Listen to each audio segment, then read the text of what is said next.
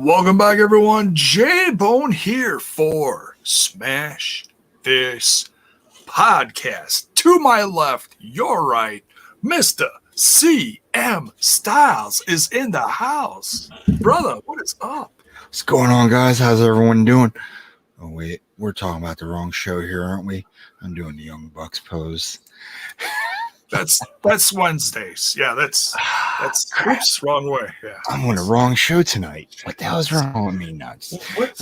Hey guys, what's going thanks on? for having me here, JAYBONE. Always a pleasure to be here. It's been a while since I've been in the whole podcast business, but tonight we were going to talk about some Monday Night Raw. Yeah, man. It is Fallout, as you can see on the background here. Fallout from Elimination Chamber. And now I know you didn't watch the Chamber last night. I did miss the Chamber. I completely forgot it was on. Like as soon as I woke up this morning, got on social media, folks were messaging me saying, "Hey, did you see the Chamber last night?" I said, "That was last night," and my mind completely slipped. Like, for those who don't know, I haven't been watching as much wrestling lately, not because I'm trying to draw away from the business. I have other endeavors that I have going on. Plus, another reason I've been stepping away from all kinds of things is that I'm taking care of an 87-year-old grandmother who just recently got surgery for a pacemaker, diagnosed with stage 1 breast cancer again, and deals with very low bone tolerance. So it's like balancing my personal life plus trying to balance my own life, and in terms of getting in shape, getting healthy, because I was almost 300 pounds. So life's been a journey for me, folks, but I'm here in the flesh and living. There you go. And we are going to get to talk about Monday Night Raw, which I barely got to watch tonight because of a lot of things going on. But I'm watching highlights, getting to recap everything, and I'm seeing what's going on. And I cannot wait to talk about it anyway. Well, it's been interesting. It's been interesting, and I covered Elimination Chamber last night. And let's just rewind this a little bit for your sake, just so you get a little. I'm very interested what I missed. I do know one big spoiler, but going way back months now, one of my favorites on the SmackDown roster, Otis. Yeah. Oh, yeah. He lost the Money in the Bank. He won the Money in the Bank and he lost it. I did see that. He lost it, and it was bittersweet for me because I mean he's a Wisconsin guy. So I was like rooting for him, and plus, I mean, how can you not like Otis, man? He's just honestly. Yeah. Otis is a workhorse, but the thing that sucks for him is that he doesn't fit the WWE mold. The IWC put him over until he got that Money in the Bank. As soon as he got it, no one wanted to see it on him. It basically backfired on him for no reason at all. Some folks still supported him, but others were looking for a different objective on it. And of course, the biggest objective to use is the guy that I used to put over all the time, and I'm still going to, and it's The Miz, because he's the guy of many talents, so much charisma, so much heel perspective to him that was the only person that would have made sense. And they used Mandy Rose against Otis. That I remember. I did watch some of that stuff when I was in Florida, and it kind of ached. It broke my heart in a way to see that happen. But to see Heavy Machinery actually break up due to this whole thing really is what set the tone on all this. I'm like, could you have not done that? Like, we haven't seen Tucker much since then, from what I saw. Yeah, he's been on like less than a handful of times. If anything, he's probably on Main Event, which I do not pay attention to because not a lot of people do, unless one of your favorites is on there. Yeah, it's basically the enhancement talent show. It's always has been, always will be. So it's like, where do these guys go from there? Are they redeveloping their skill set? It's not a show based on promos. It's a show based on, your work rate. That's how I see it. You're not there. It's a 1 hour show, if I remember. Yeah. So you don't get much time to showcase yourself. So basically, you're the jobber to the stars. You're the buried talent. You're the outcast. Yeah. It's until they find something better for you. But once you're on there, it's not good. It's not Yeah. good. Excuse me. So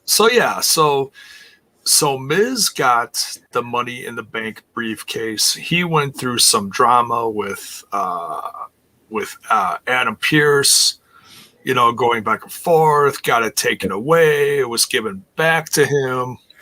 Yeah, I saw the highlight of that, and because wasn't it Jomo that cashed in the Money in the Bank months ago, or like a month and a half ago, if that's what we're talking about here? It was. I remember. I don't remember exactly like what all went down because I've been It was back an and illegal forth. cash in. It wasn't the Miz that cashed it in, so it became an invalid cash in. I remember. Yeah. It was a technicality or something like that. Yeah. So yeah, which made sense. It actually So made we sense. pretty much knew what was going to happen regardless. It was misplanned the way I'm seeing it, like the way I put it into perspective.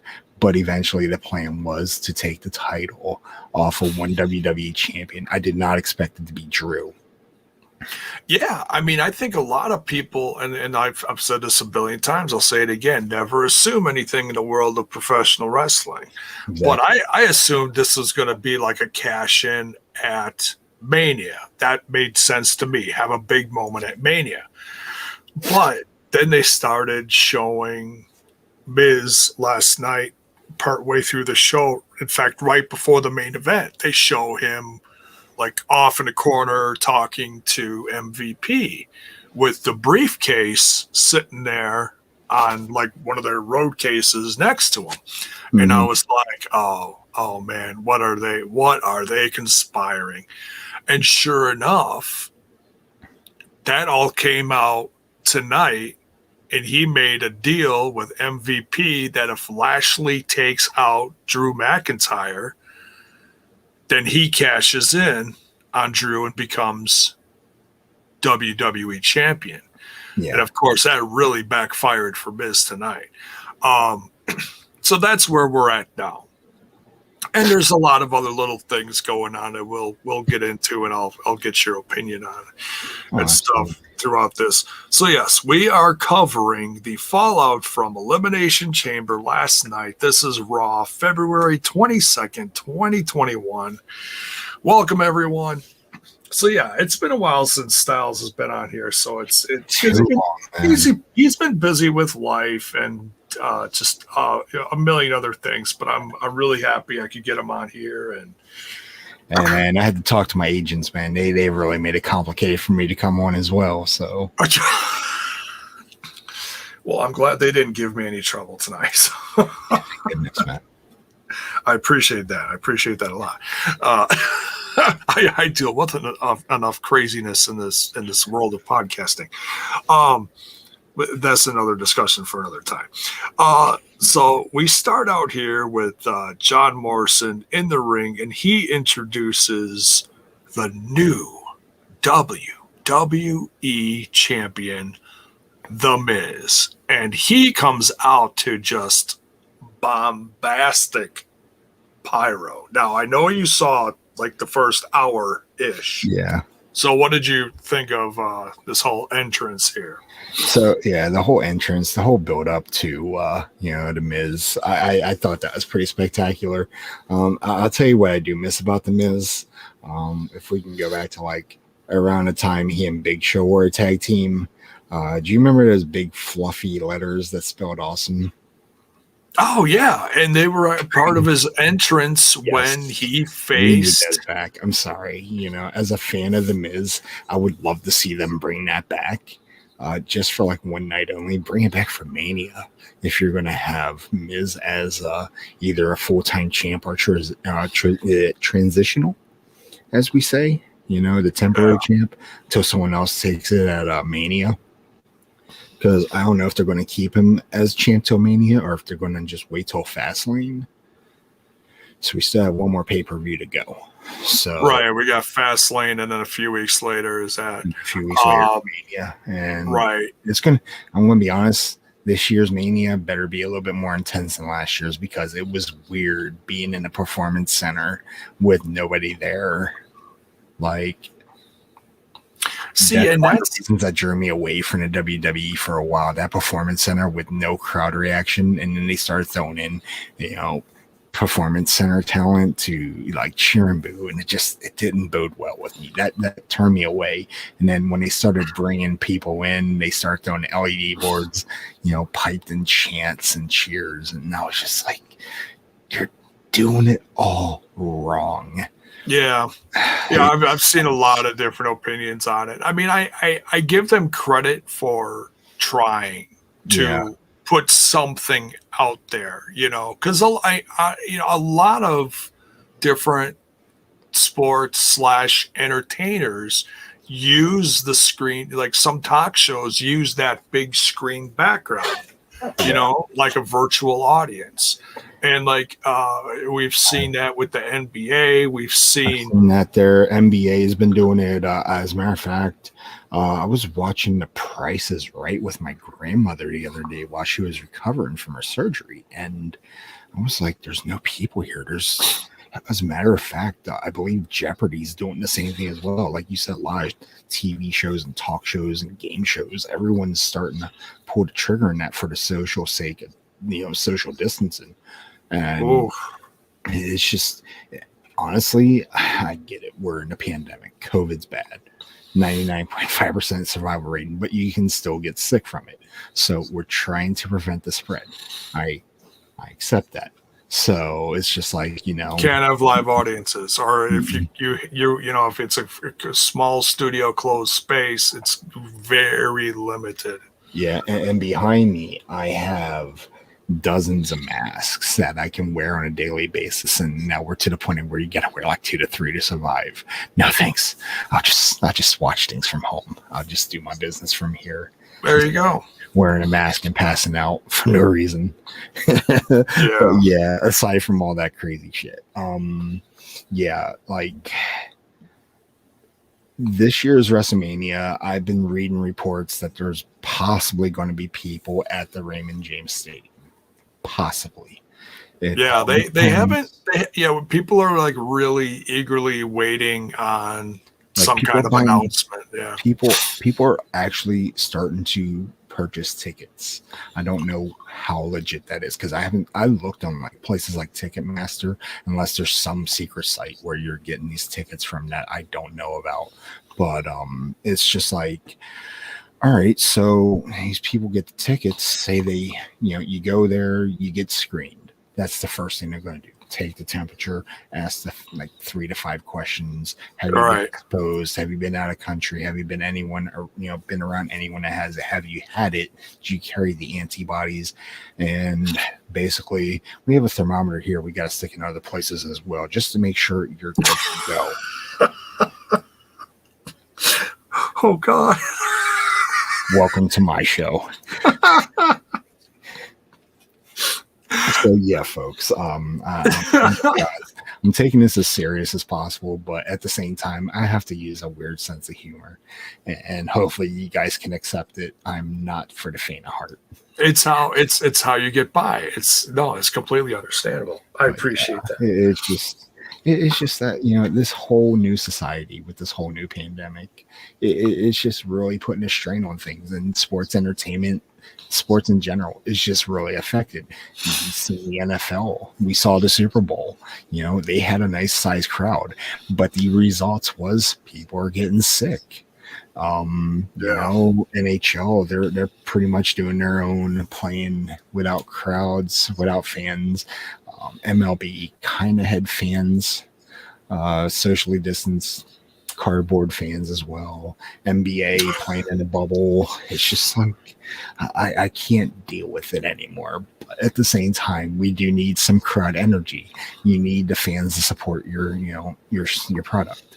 And but you can't just use an LED board all the time and throw in fake cheers, because we know what's going on behind the scenes. Oh yeah, it's and everybody's doing their own thing to try to get by and trying to put on the best show as possible. So, but yeah, and like I said, I give WWE credit for what they're doing. Some people dig it, some people don't. Some people are really into the whole Thunderdome thing. Some people really like being a part of it. I've been a part of it a few times. I'm not a big fan of my whole personal experience with it, but whatever, it's to each Yeah, I was reading a transcript of what the WWE controls. They want all your bandwidth. They don't want you focusing on anything else but their product. Do not show or promote anything that has nothing to do with the WWE. And I'm like, when they want you to cheer, you cheer. If they want you to boo, you boo. And that's it. Like, nothing in between. There's no gray lines. It's what they want. It's like dictatorship. And I'm like, no. Right. Yeah. It's like, and I'm glad I wasn't on there tonight because I'd be cheering the Miz. I'd probably be the first to get booed. I'm the one that said, back when I was living up north before I moved to Florida, I said I'm a Misfit fan. Yeah. Yeah. I mean, and back when he was champ before, and I know I'm not the only one that felt this, but I felt like he didn't deserve it yet. Yeah. He was a great heel, but I didn't feel like he hit that, it wasn't his time. Yeah. But now, he's been the consummate company guy, always putting in 100,000% in whatever he's doing, whatever he's representing at the time. Dude, I'm going to give him, the highest of credit. He's one of the safest workers out there. People undermine him so badly, and it's so discouraging. Like, this guy went from being on The Real World, a reality TV show that was scripted, but at the same time, he took it as serious as possible because it's a job like nothing else. And he brought his talents over to WWE, and it all started with the whole Diva search. He was nervous. Anyone would be nervous. Someone gives you a hot mic and expects you to do this job instantly. You're highly mistaken. And I applauded him for surviving that. Like, and then he became like the host of SmackDown, and he was hosting SmackDown. He was helping out with Raw. He was doing behind the scenes stuff that no one else could do, and he wasn't doing it well, but he was doing it because why? He was dedicated, and that's what makes him awesome. Yeah. So yeah, and like Mr. Fretz here he doesn't like the Miz, and that's okay. That's okay. And everybody. Yeah, no, don't feel like you have to love the Miz because you're here. I'm just saying, I appreciate his work. You'll love him. I'm gonna make sure you love him by the end of this night. Easy, buddy, easy. Don't make me go psycho. No, I'm just kidding. Oh man, it's been a while. It's okay to hate people. No, when I hate, but like, yeah, I mean, if he's a heel and you hate him, then he's doing his job. Exactly. If you hate him for other reasons, well, that's another discussion for another time. So, Critical Sting just had to put the chick magnet Miz back into my head. Yeah, and he's there, and they're selling that T-shirt again. I just checked the website. So yeah, they got the retro T-shirt up. It's hilarious. So, but yeah, so he comes out here and he's just cutting a scathing promo on I mean, he's really putting himself over here, talking about he's left everybody in his wake. Cena's gone, Drew McIntyre's gone, and he even brings up Lashley, and I was like, oh, I already knew where their storyline was going there. Yeah, I was like, oh, that was a mistake, Miz. You should stop right there and just exit stage left. Yep. Not good. Just stop. He didn't. He kept going, and MVP comes out with Lashley, and I was like, oh yeah, this is gonna get good now. And I'll give credit to Lashley. I've never considered him a promo guy, but for what he had to do tonight, he kept it simple and straight and to the point, and it worked. Yeah, it was probably one of the best promos I've ever seen, honestly. Yeah. And I love MVP. I love MVP's role in all this. I mean, it's a sucks that He's a great picked up. mouthpiece, but right now, with him being on the injured list, I think it's time for Lashley to step up a little bit. Yeah, but at least MVP can still be out there. Yep. Yeah. So I mean, if you got the weight, you better have the mouth to go with it. Because if you're not carrying your weight the proper way, then you're just not doing your job right. Yeah. Yeah. And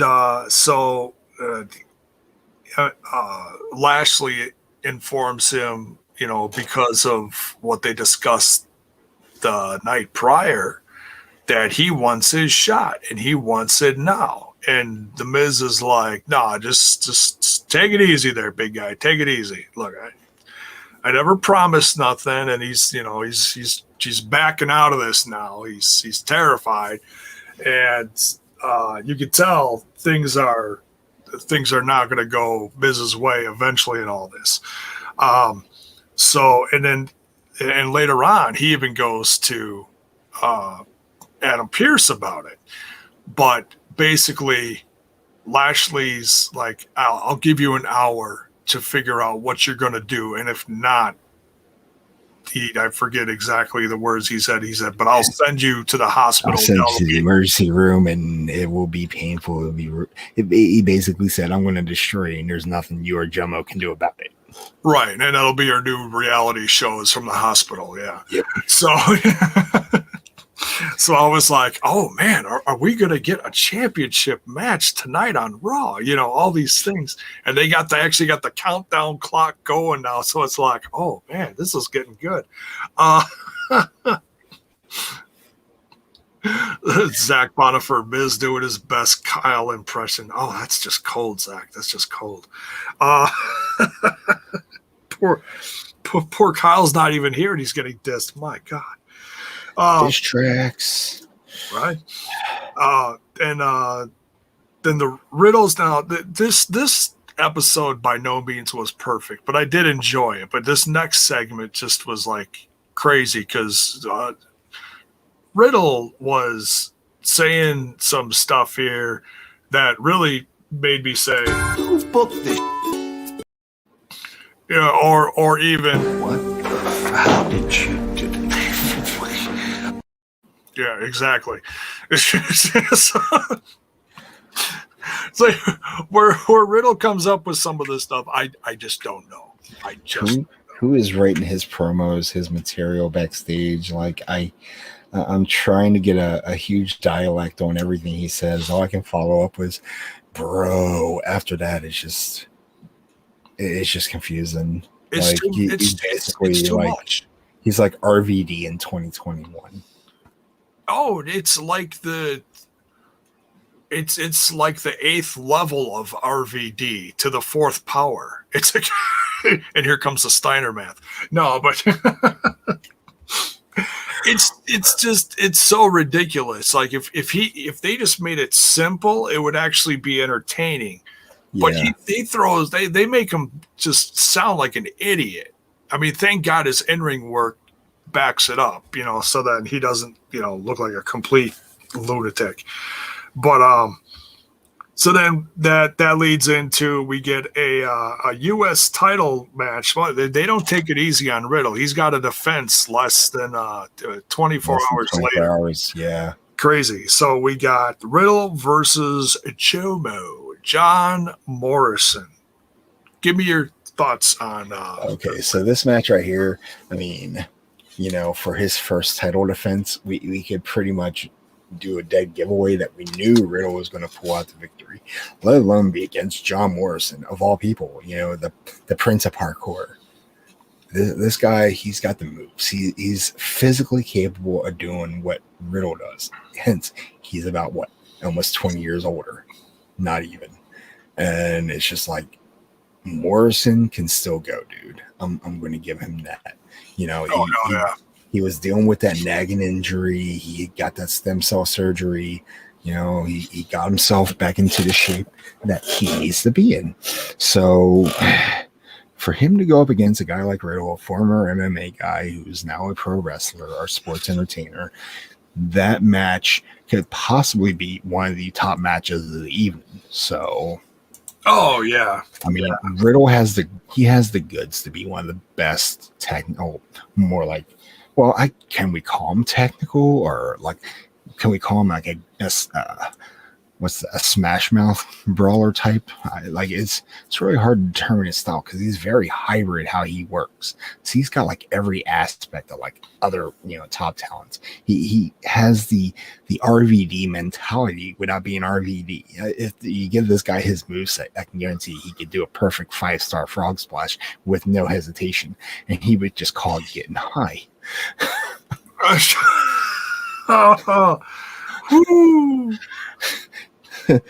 You can thank me later, Vince. But yeah, like seriously, this guy, he's got all the top aspects to be a future world champion. He's very entertaining. I like his style, but it's very confusing to some of the audience. But I think the reason they're doing that, to make him to dumb his gimmick down, is to compare it to today's society. Yeah, that could be if it. You think about it, not to throw all the cancel culture out there and all the other folks. There's them 420 fans that have a good time, and when they start talking, it's like, dude, what's up? Like, it all depends. It all depends the strand that you take. Trust me, I know a dispenser down the street that talks about this stuff. Like, you do the studies, you learn the aspects, and that's the gimmick that you get. Now, we know the guy is a true stoner, and there's nothing wrong with that. Me, I try to stay as clean as possible, but if I had the opportunity, I would be in Riddle mode. Right. And I would probably end up naming strictly medicinal. And I would probably name everything I have Travis. So don't ask where Travis came from tonight, because even we don't know. I don't even think Riddle knows where Travis came from, but Creative knows, and they're not going to tell us. Apparently, yeah. But that promo with him and Lucha Party, our Lucha House Party, was pretty weird. But the match alone, I'm not taking nothing away from either guys. That was my match of the night. Yeah, that was a lot of fun. I did enjoy this. I mean, you guys know that Morrison is still one of my favorites, no matter where he's working. I mean, his comeback since 5-ish, give or take a little bit, years ago, and Lucha Underground has just been phenomenal. Lucha was probably the highlight of his career. Like, you could have put him in New Japan. It would have been great. Seeing him in Impact for a while was all right. It was kind of different because he was working with a 6-sided ring, I believe, during that time. So he didn't have much to work with besides 6 sides. But, he's a high impact player. The guy has a great moveset. He's very luchador-like. Yeah. But if you notice, he's kind of slowing some of that down. He's working more towards a heavyweight set. So it's great. But as long as he's doing some high-flying moves and finishes it with a Starship Pain, that's all that matters, because I'm a huge Jomo fan.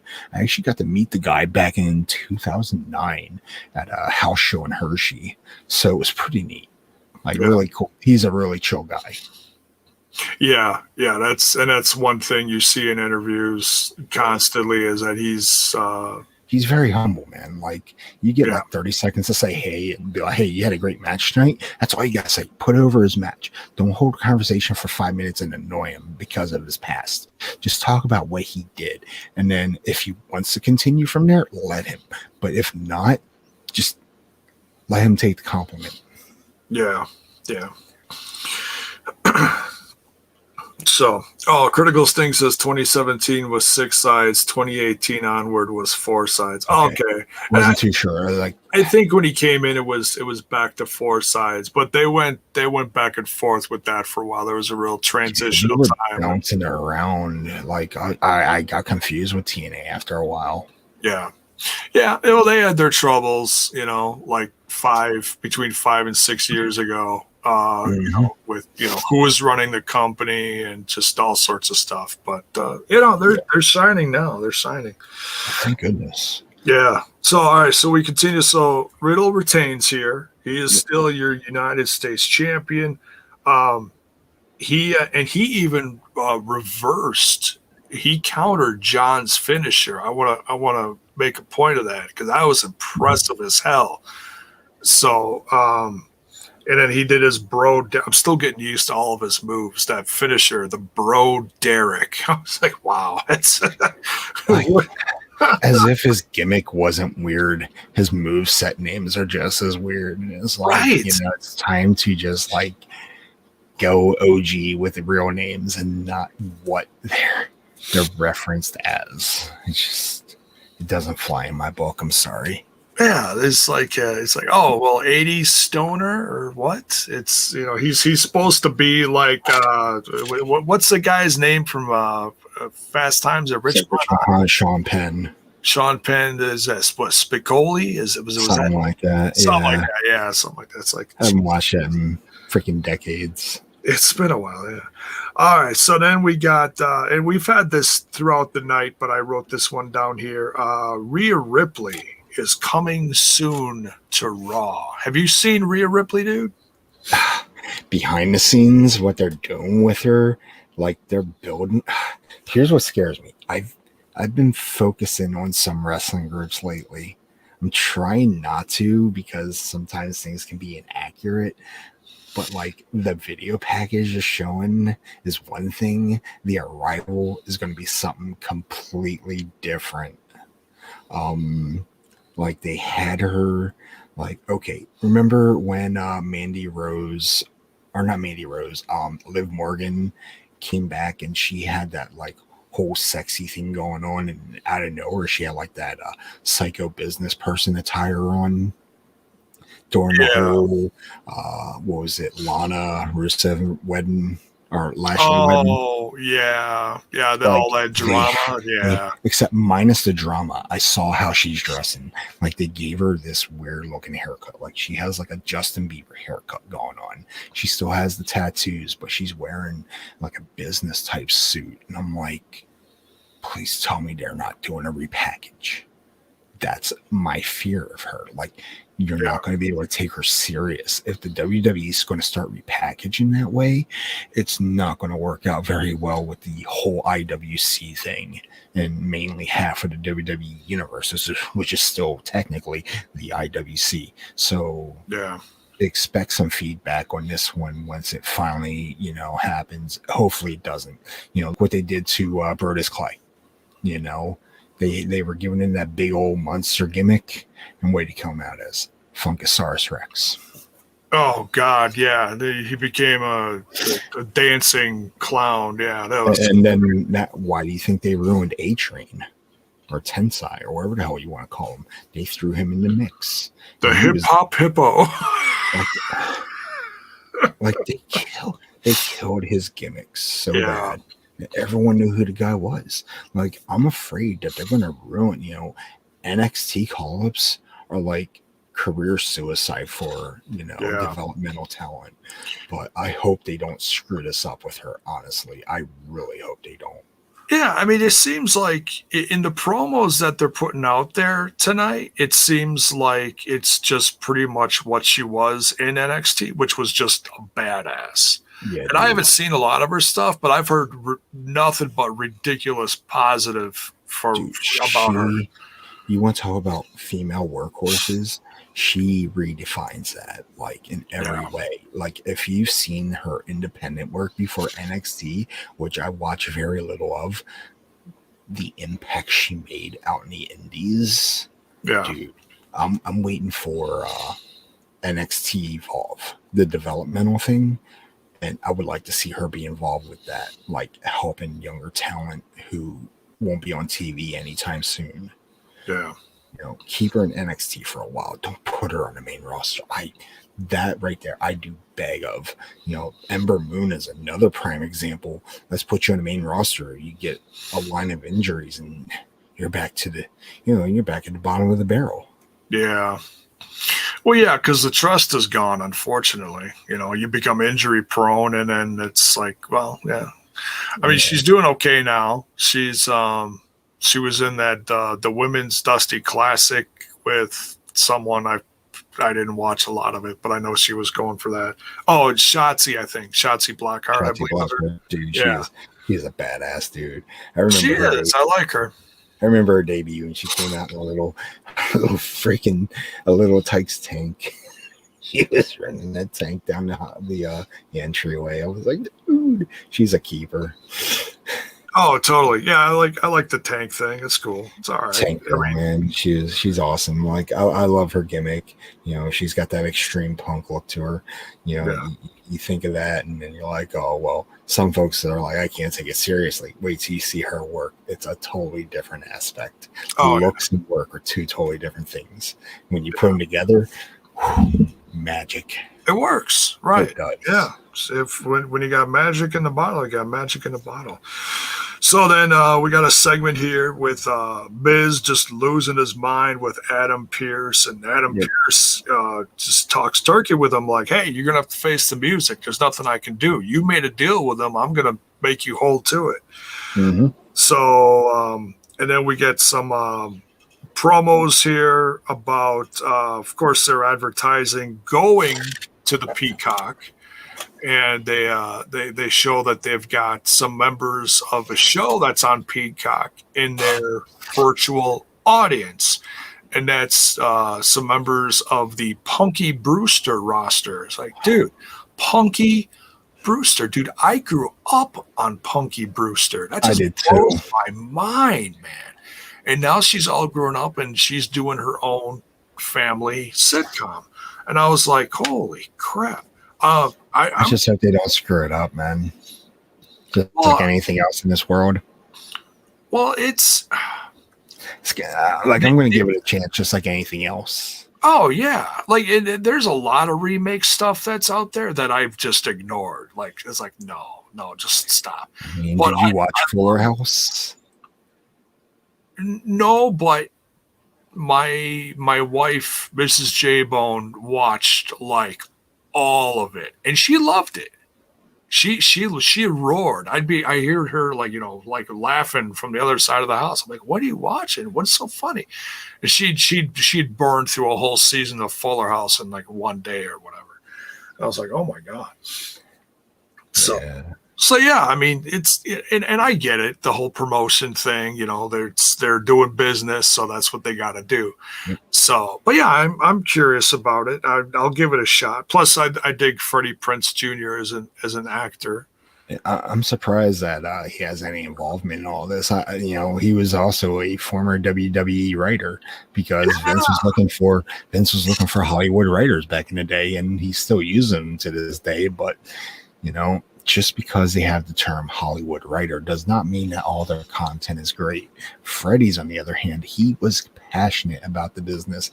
He was trying to turn the business around. And when they fired him after being a special guest on when they were doing that whole Monday Night Raw special guest BS, he was fired afterwards. And I was just like, you know what?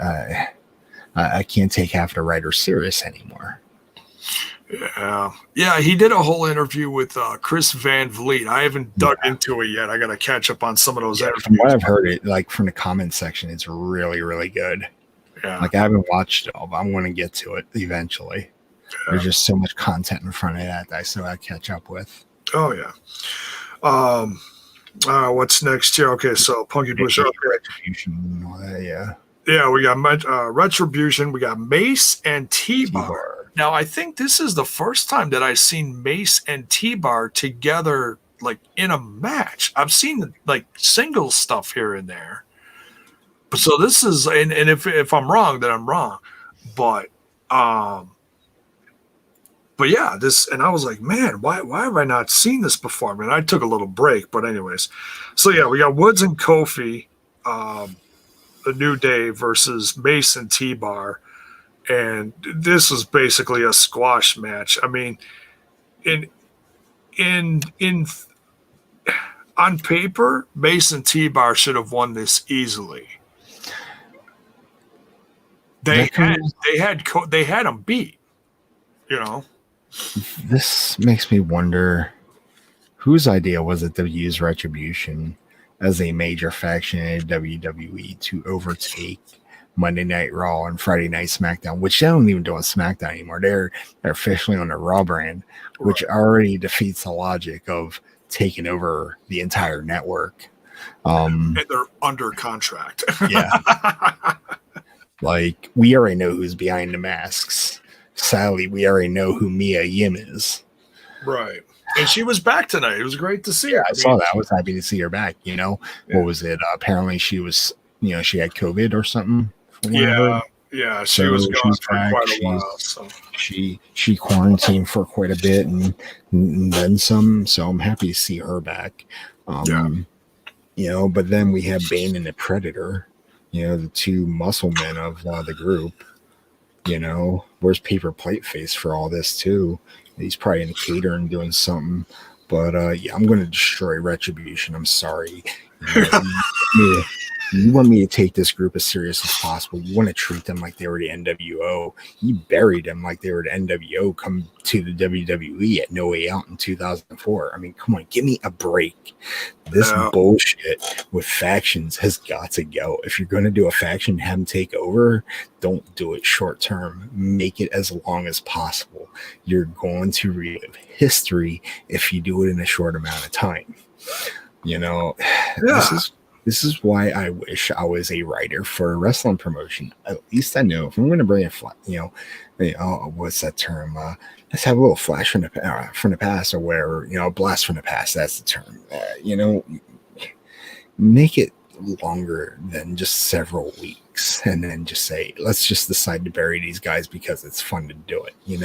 You're screwing with these guys' careers now. You just turn them to enhancement talent just under a faction named Retribution. I just, poor T-Bar, man. This dude, I can't even say his real name because it's like so freaking difficult for me to say it. I get tongue tied trying to say his name.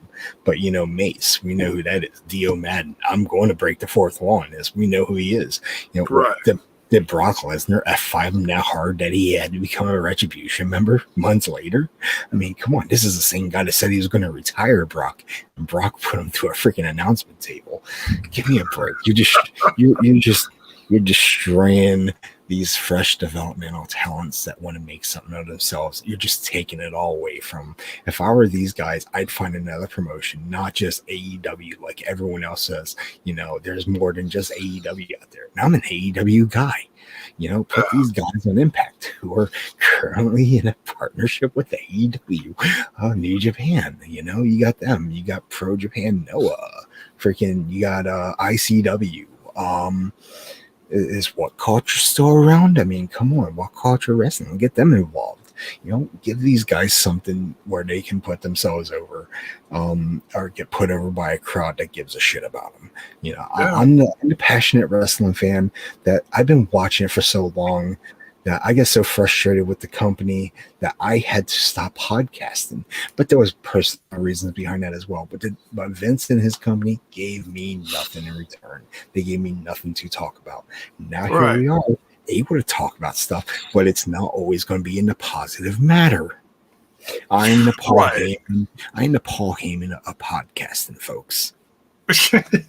You like to keep it real. Yeah, and I like to keep it real too. I try to be constructively critical of it, and not just say, okay, well, I thought this was shit. If I think it was bad, I say why and what, in my opinion, could have been better about it and stuff like that. That's why I'm here. Yeah. You're welcome. Yeah. Damien Sandow approves. You're welcome. You're welcome. So let's see here. So yeah, Woods and Kofi get a win here. Woods doesn't even get any ring time. I mean, he's still. How is he after that whole Achilles tendon issue? Like, has he been performing as much since then? Or I know he made a return just recently. I know that, but they I don't know if they're trying to be careful with it still, or. I don't know. I don't get it. I mean, this just made no sense. I mean, Kofi was out there for the whole thing and then won it with Trouble in Paradise and hit Mace with one move and that was it. And I was like, Way to bury your new guys, man. It just Are you serious? Yeah. So then they cut a promo in the ring later, or I shouldn't say they. Mustafa Ali is out there later, and he's like, I'm pissed. I'm tired of losing all the time, and he just kind of shakes his head, and then they that's like the end of the segment. So so this is kind of like a turning point of Retribution. I feel like it's either it's either break him up or have him turn on Ali or something. I don't know. I mean, at this point in time, even if they were to turn on Ali, Ali would, well, it'd be good for Ali's career, maybe. But for these other guys, the minute you start breaking down Retribution and you know, what can they do? Stay on the main roster? They're going to cause mayhem on Raw? You're going to do backstage assaults like they did when they before they became, Retribution? Or are these guys going to end up going back to NXT with out their Retribution gear, and people are going to be like, where have you been? Yeah, I know. We'll just have to wait and see. But something's got to give at some point, because exactly. I mean, people have questions. We already know what the questions and the answers are, but others, if they play it kayfabe, they're going to do it, the right way. But I can guarantee you there's going to be a lot of puns down the road based off of this storyline, this faction alone. Yeah, just the names alone are cringy. I mean, CM Punk himself even took a shot at this. A guy who doesn't even want to wrestle anymore took a shot at Retribution. So that should tell you everything you need to know about this. Yeah, and it's I still can't believe they gave him that job on talking about the WWE on Fox. That's kind of that not so memorable show. Vince couldn't have been too happy about that. WWE Backstage is what it was called. Yeah.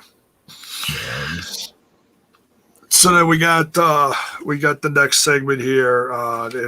We get informed that there's 3 minutes left, and after the commercial break, Adam Pearce is out there in the ring, and he introduces Lashley. Lashley comes out with MVP, and then Miz comes out with Morrison.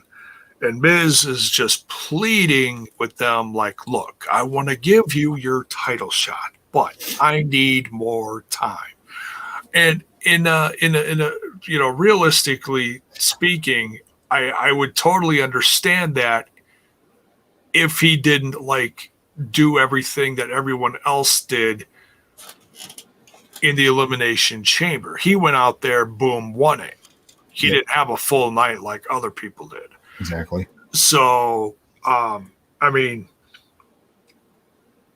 should they have given it to him?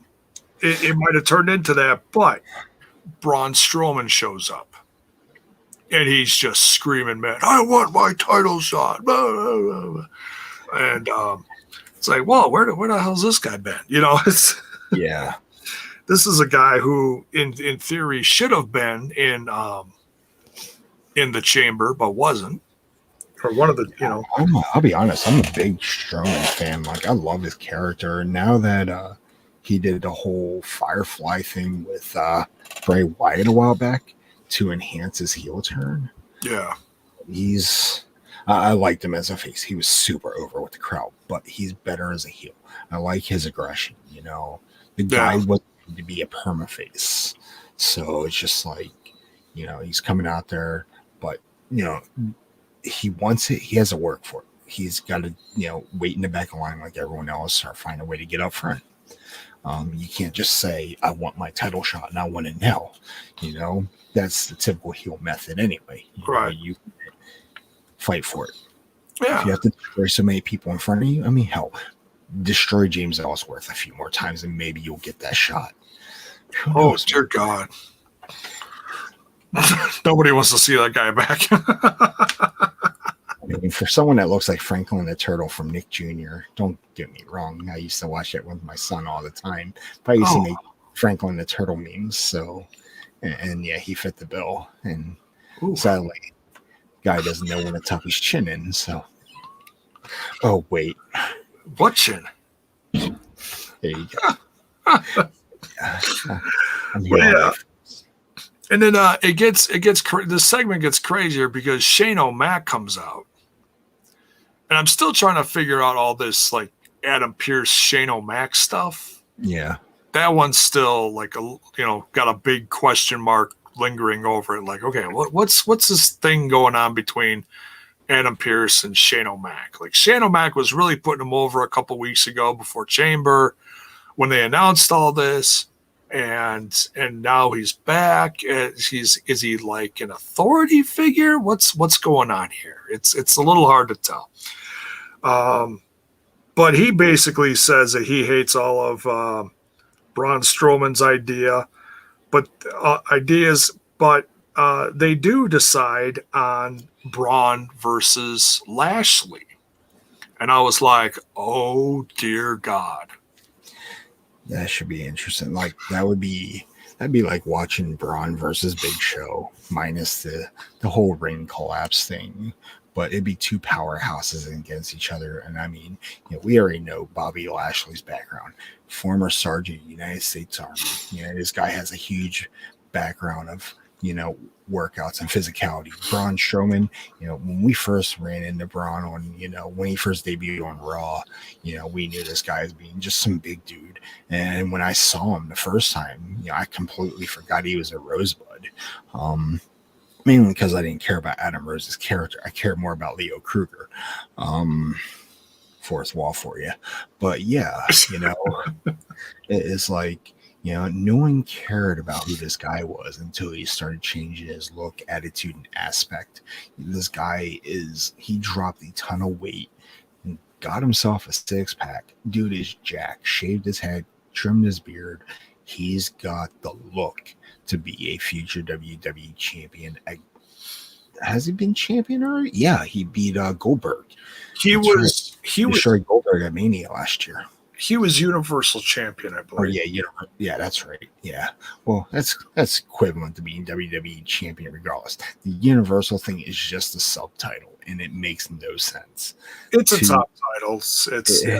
To call it a Universal title, like, where is he going to defend it around the galaxy or something? Like, I don't know. I was waiting for the jokes. Oh wait, they already happened. Thanks, Kayfabe News. The universe. Like we talk as it's a Wrestle Talk. Wrestle Talk calls it the Blue Universal instead of Universal titles because it's on the Blue brand. Yeah. Like, just give us some other Universal. Like, no one asked for that. It's bad enough. It's like a triangular type title, square triangular with a big W on. Like, I miss the classic looks with like the eagle on it, and, or even the Attitude Era title, the Ruthless Aggression title. I would take that over what we got today. Like, if I were to bring Destroying Kayfabe back, I tell you what, we the people of the internet wrestling community would like to see return. But some people say they listen, but they really don't. Because if they were listening, they give us this very slowly with hints. But there's not even a hint in sight. Yeah. So that makes you wonder, are they listening? And the answer is no. Well, they listen to, they make fun of the trolls out there. They'll do that.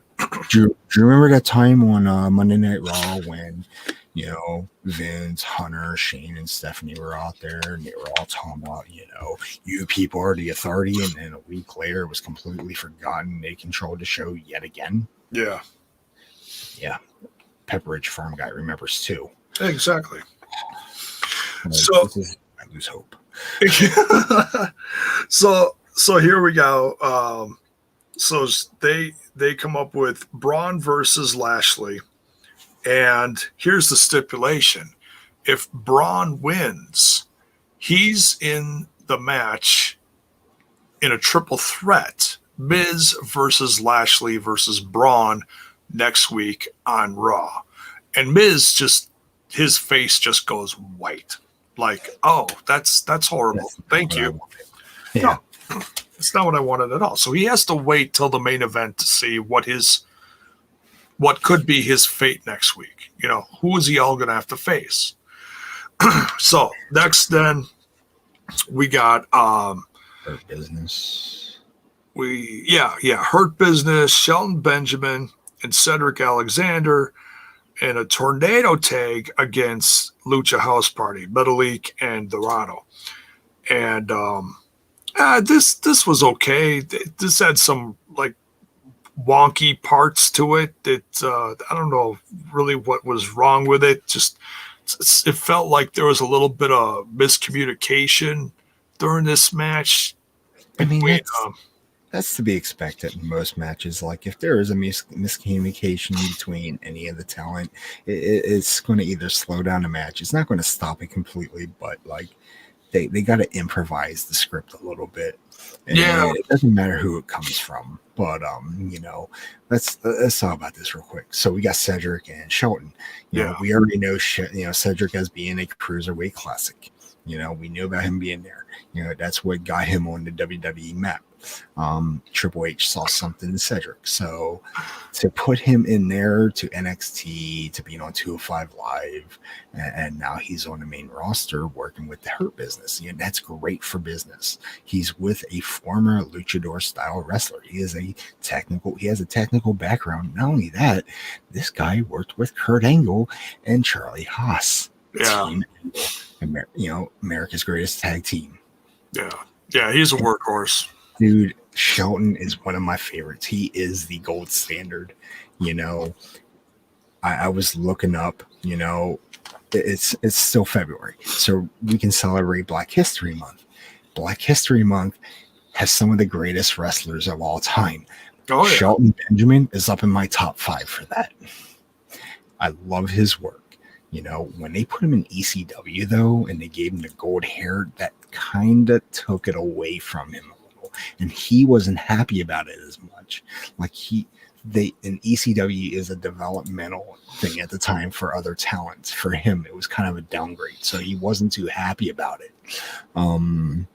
It's just, you know, the thing that got me onto Shelton Benjamin the most, besides, you know, the whole Team Angle thing, was him versus Shawn Michaels.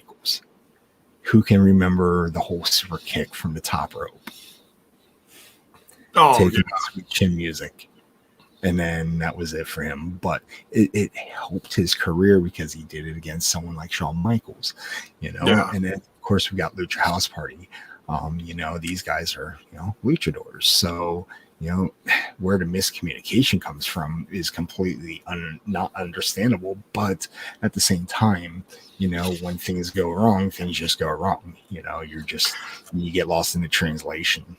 Yeah, and I felt there was more between Cedric and Shelton, honestly. I'd have to go back and watch it over again. But I mean, it didn't affect the match horribly. I don't want to if it comes to like the whole miscommunication and tags, that's one thing. Like, just doing the whole teamwork thing. I mean, right now with the Hurt Business thing going on, you know, we got 2 sides of it. You know, we got Lashley and MVP on one side, and then you got Cedric and Shelton on the other.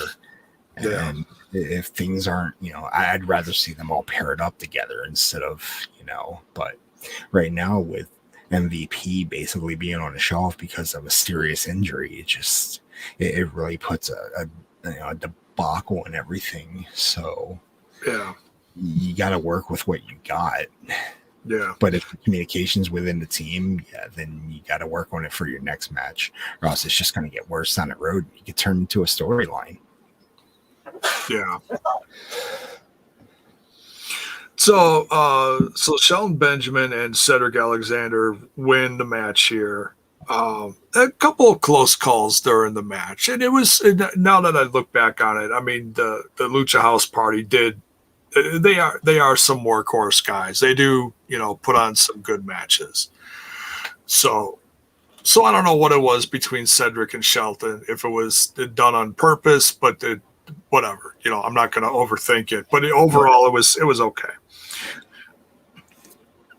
So then we got Bad Bunny coming out, man, they are really hyping this whole Bad Bunny 24/7 championship to the point that I watch SNL Saturday Night Live once in a while.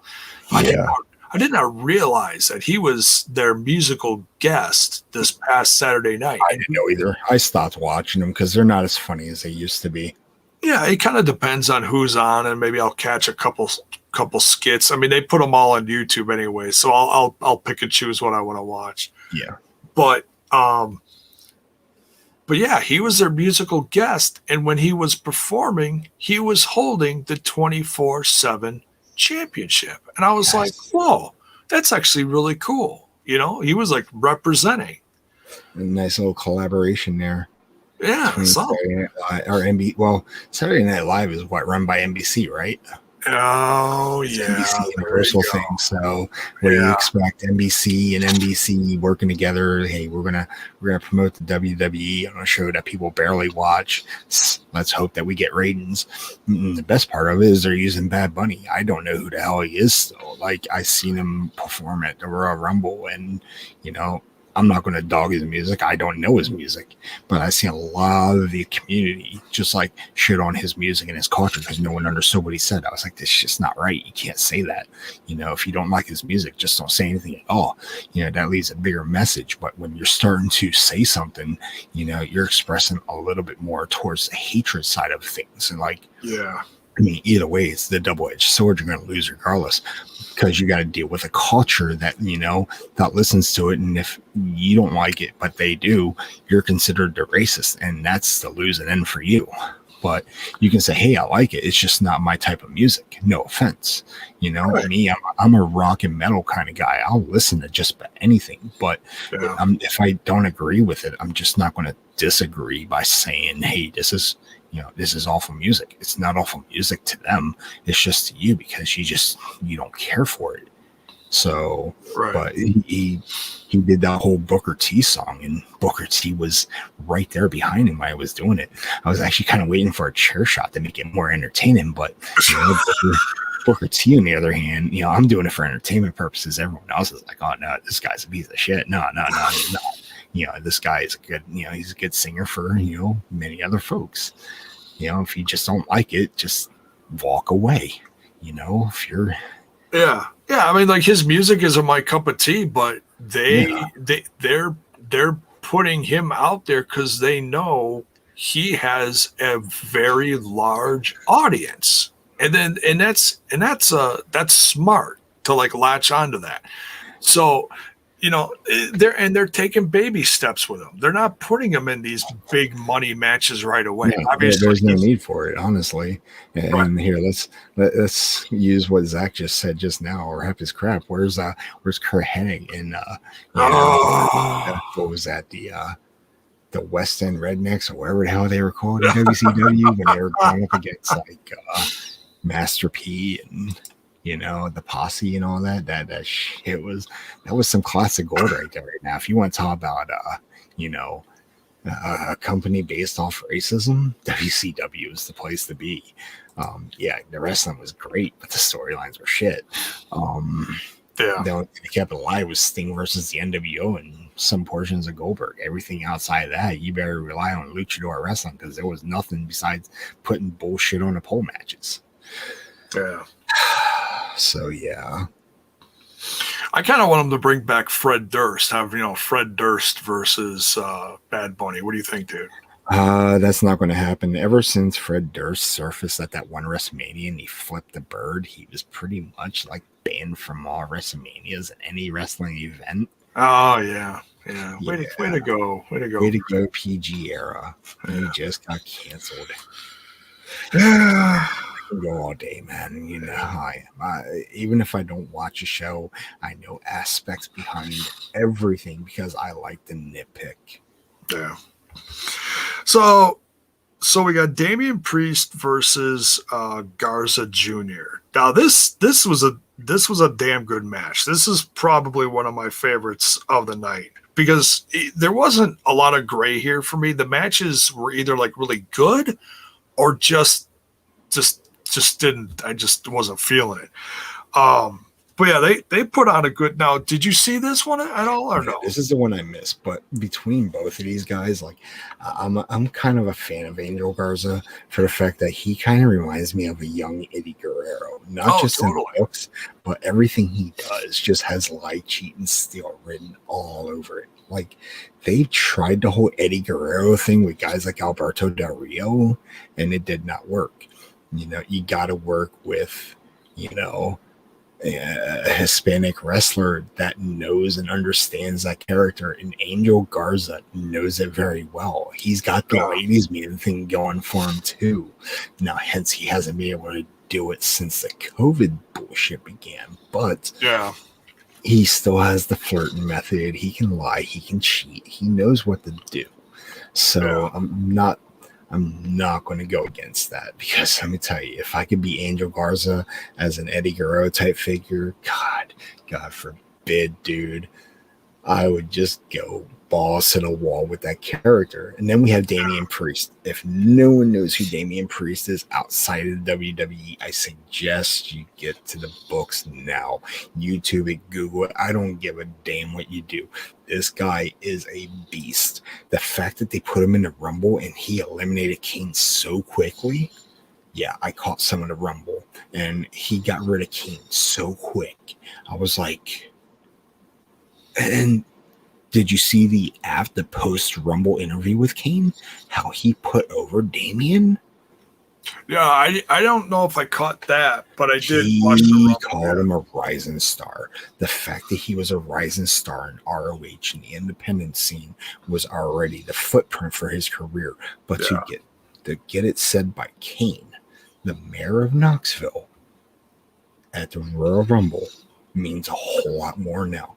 His career is about to go skyrocket, and it's just, you know, tonight with that promo with R-Truth backstage, because the ref was next to R-Truth, and you can DP was like, you know, and we're going to use DP quite a few times here now because thanks Charlie Caruso. Yeah, I saw that too. Yeah, DP's awesome. One person to use that with, let me tell you. She's a beautiful girl, but wrong way to promote this. Yeah. Sorry, I can't stand Charlie Caruso. Please get her off the screen. We need you to get a like 5-second sound clip of her talking about DP now. You should put that on your next show, because every time I hop on here again, we're going to have Charlie Caruso with her DP talk. No, just kidding. We don't need DP's great. Like, as soon as I saw that and I heard that, I'm like, I was expecting to end up on sites other than YouTube. But yeah, anyway, moving forward, yeah, you know, we had that backstage promo where it was Bad Bunny talking about, you know, the 24/7 title, and right next to him was Damien Priest.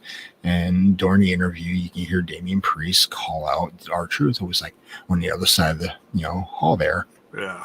And he intentionally hugs a ref and shoves him to the side, talking about whatever later on in the night, you know. So it was just like, I'm thinking to myself, and then at the end, Truth is just like, you know, I'm not here for the 24/7 title, which we know he intentionally is. He wants his baby back. You know, this guy's got more title victories than Ric Flair now. So sadly, the 24/7 doesn't have that much meaning like the world titles, but it's a comedy relief title. That's all it's going to be. You know, and we make jokes that we want to see the hardcore title make a return. Honestly, now I'm kind of glad it's not here, because fans today are a little bit more sensitive to the hardcore nature versus what the comedy aspect is of this title. Oh yeah. If they did some homework on it and they realized what it was all about, the whole blood and guts and gore bullshit, it'd be great. But fans today are way too sensitive. We take it too far, they're going to go against it. They say some hardcore things that we can go back to the whole Shield breakup bullshit again, where Dean Ambrose cut that Roman Reigns promo, and you talked about it on your show.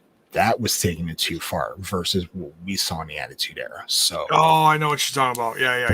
You're talking about Okay, yeah. Like, even, I thought about that the other day when I was taking a 3-mile walk.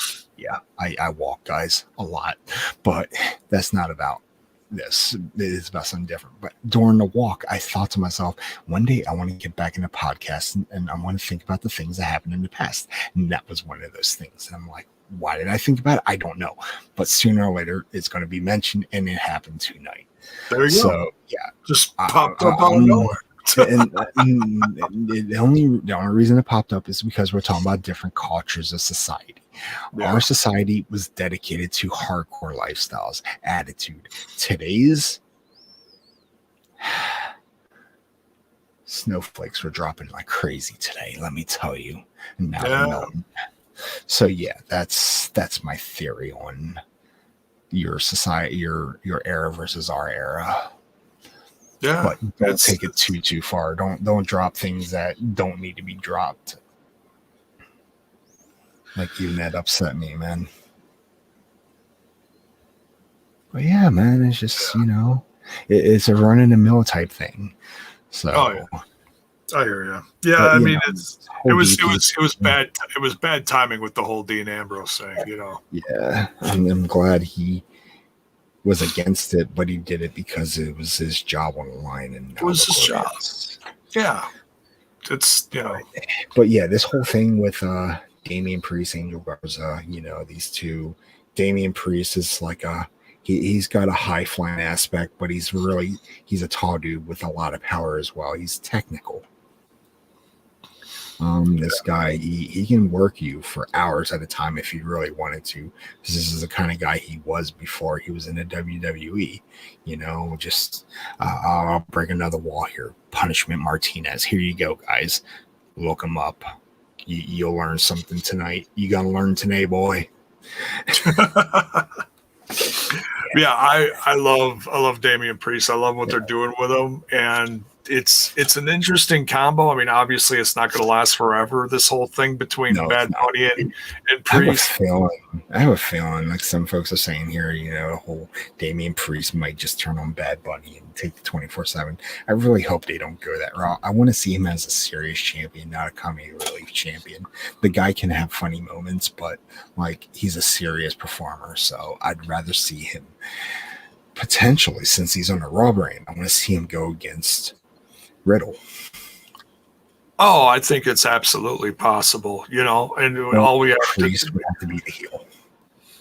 We have to just aspect. Yeah, he does. He's kind of a tweener. But yeah, we just have to hope that he's one of the more positive call-ups, because we've seen plenty of call-ups over the last decade that have just been turned to garbage. Raw and SmackDown have become the graveyard for developmental, so it's just like watching WWE stars going into WCW. Yeah, it's crazy. Then and there's this the show gets a little wonky here in the last hour. I'm going to be certainly more critical than the first 2 hours, because the first 2 hours I felt were really good, and I was like, man, are they going to be able to keep this up? Well, sadly they don't, but it wasn't all bad. Next, we got the Randy Orton promo where he's talking about the stuff going on with Alexa Bliss, and he mid promo like coughs a little bit, just and I do it all the time on here, just a little cough, and then keeps going. So it's like, I'm like, oh, okay, that's weird. Like, why didn't they edit that out? I'm like, it's like, okay, whatever. I'm not gonna think about it too much. And then they show some of the stuff that he's talking about. They show Alexa Bliss in the pentagram laughing hysterically, surrounded by salt and candles, and it's like, oh, what the hell's going on here with her? And then they pan back to him, and he coughs, covers his mouth, and all this black slime erupts from his mouth. He coughs up all this black slime. And then he excuses himself off camera. He runs off camera. Okay, so oh, sorry, don't mean to cut you off. I was just gonna say, and the announcers are just looking at each other. They go back to the announcers and they're like, what is going on? Let's hopefully we'll check up on him later. So okay. So how far back do you go before the WWE, before the Attitude Era? How far back did you go to the Golden Era? Between WrestleMania 1 and 2. Okay, so you missed a lot in between all that. All right, or after all that. Well, because I remember Papa Shango. See, now that was during a time that I didn't watch. Anything from like 92 to late 90s, I didn't watch. And when I came back in the late 90s, it was all WCW. Like all the character-based stuff, the kooky shit that happened mid 90s in WWF at the time, I'm completely unaware of majority of it.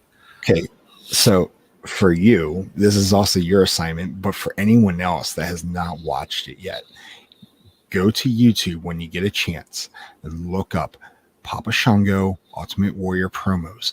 2 of them. There's only 2 that matter.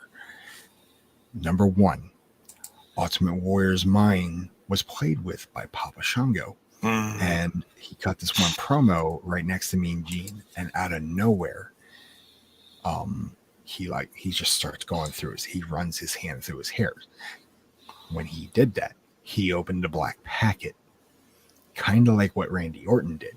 He had black blood, black dye running through his hair and coming down through his forehead and everywhere. And then he started realizing what was going on. He had that whole entranced look, like, what's going on? What's wrong? Now, we can jump forward. We can time jump about a week or so. Warrior had a match on WWF Superstars. And after the match, Papa Shango was on his way down to the ring, and Warrior's there just doing his pose, posing his strength. And out of nowhere, he starts selling like he has a stomach ache, and he starts throwing up backstage on medical staff. That's where they got that from. They are bringing the past back to life with Bray Wyatt, Alexa Bliss, and Randy Orton right now. The whole fire in the face thing kind of throws me off because he got his face burnt. He looked like a luchador 1 week, and then a week or so later, his face is back to normal, like nothing ever happened. I think what they did with that was the reptilian effect. If a reptile ever had reptiles deal with scales. Basically, they're saying like he shed his skin. He's got a whole new skin again. He's the Viper, the apex predator. Oh man, I never even caught that. Wow, that's crazy. Because they don't use that on TV. I put it together. He shedded his skin. He became a different person.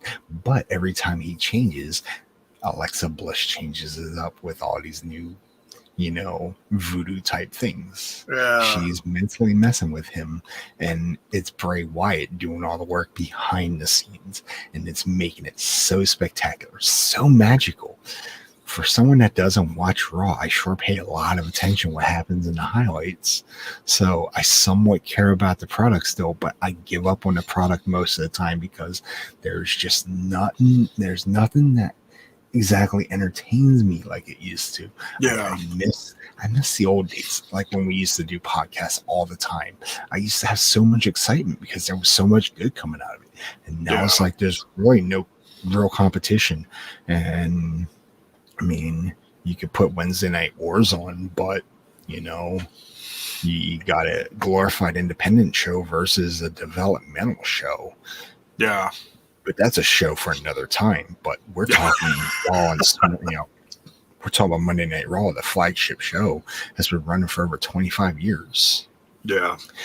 When you start running a show so dry and you just try to come up with some new concepts to make your show come alive again, and people like me catch on to it and other folks don't know, and they're like, oh, now I'm going to have to listen to this guy and go back to like watching other YouTube highlights from like 20, 30 years ago. And like, oh my God, this guy's right. What are you doing, WWE?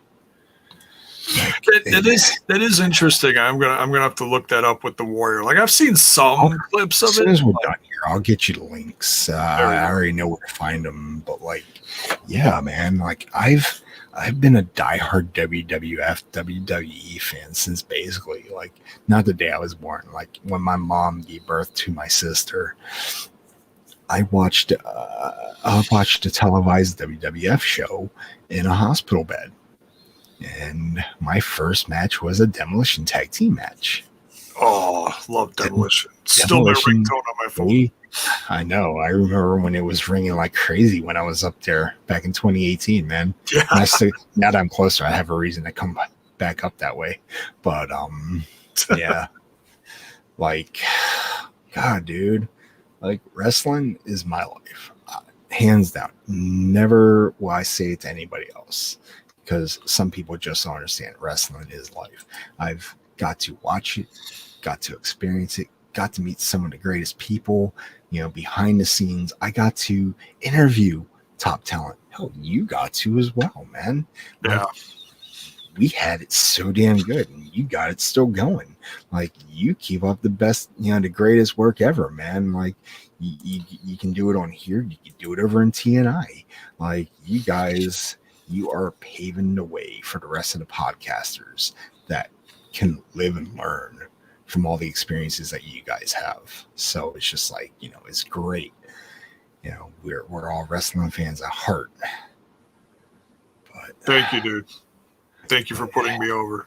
Hey, so while we're talking about putting me over, show off some of that merch you got. Yes. So let's see. We'll get back to review in about 2 seconds. Yeah, we're going to do some cheap plugs, folks. If you want to, go ahead and plug your link while you have the chance. It's in the description below. Go get yourself some awesome STP merch, all of the black and white.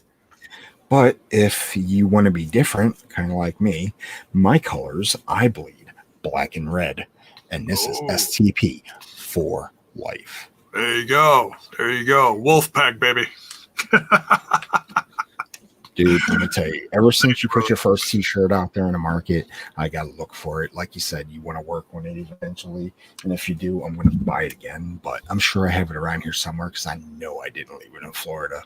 I'll get the OG logo up there. And for those that have been following me for the last 5-ish years, you know what guys, the OG. If you've seen the OG logo, like that one's awesome.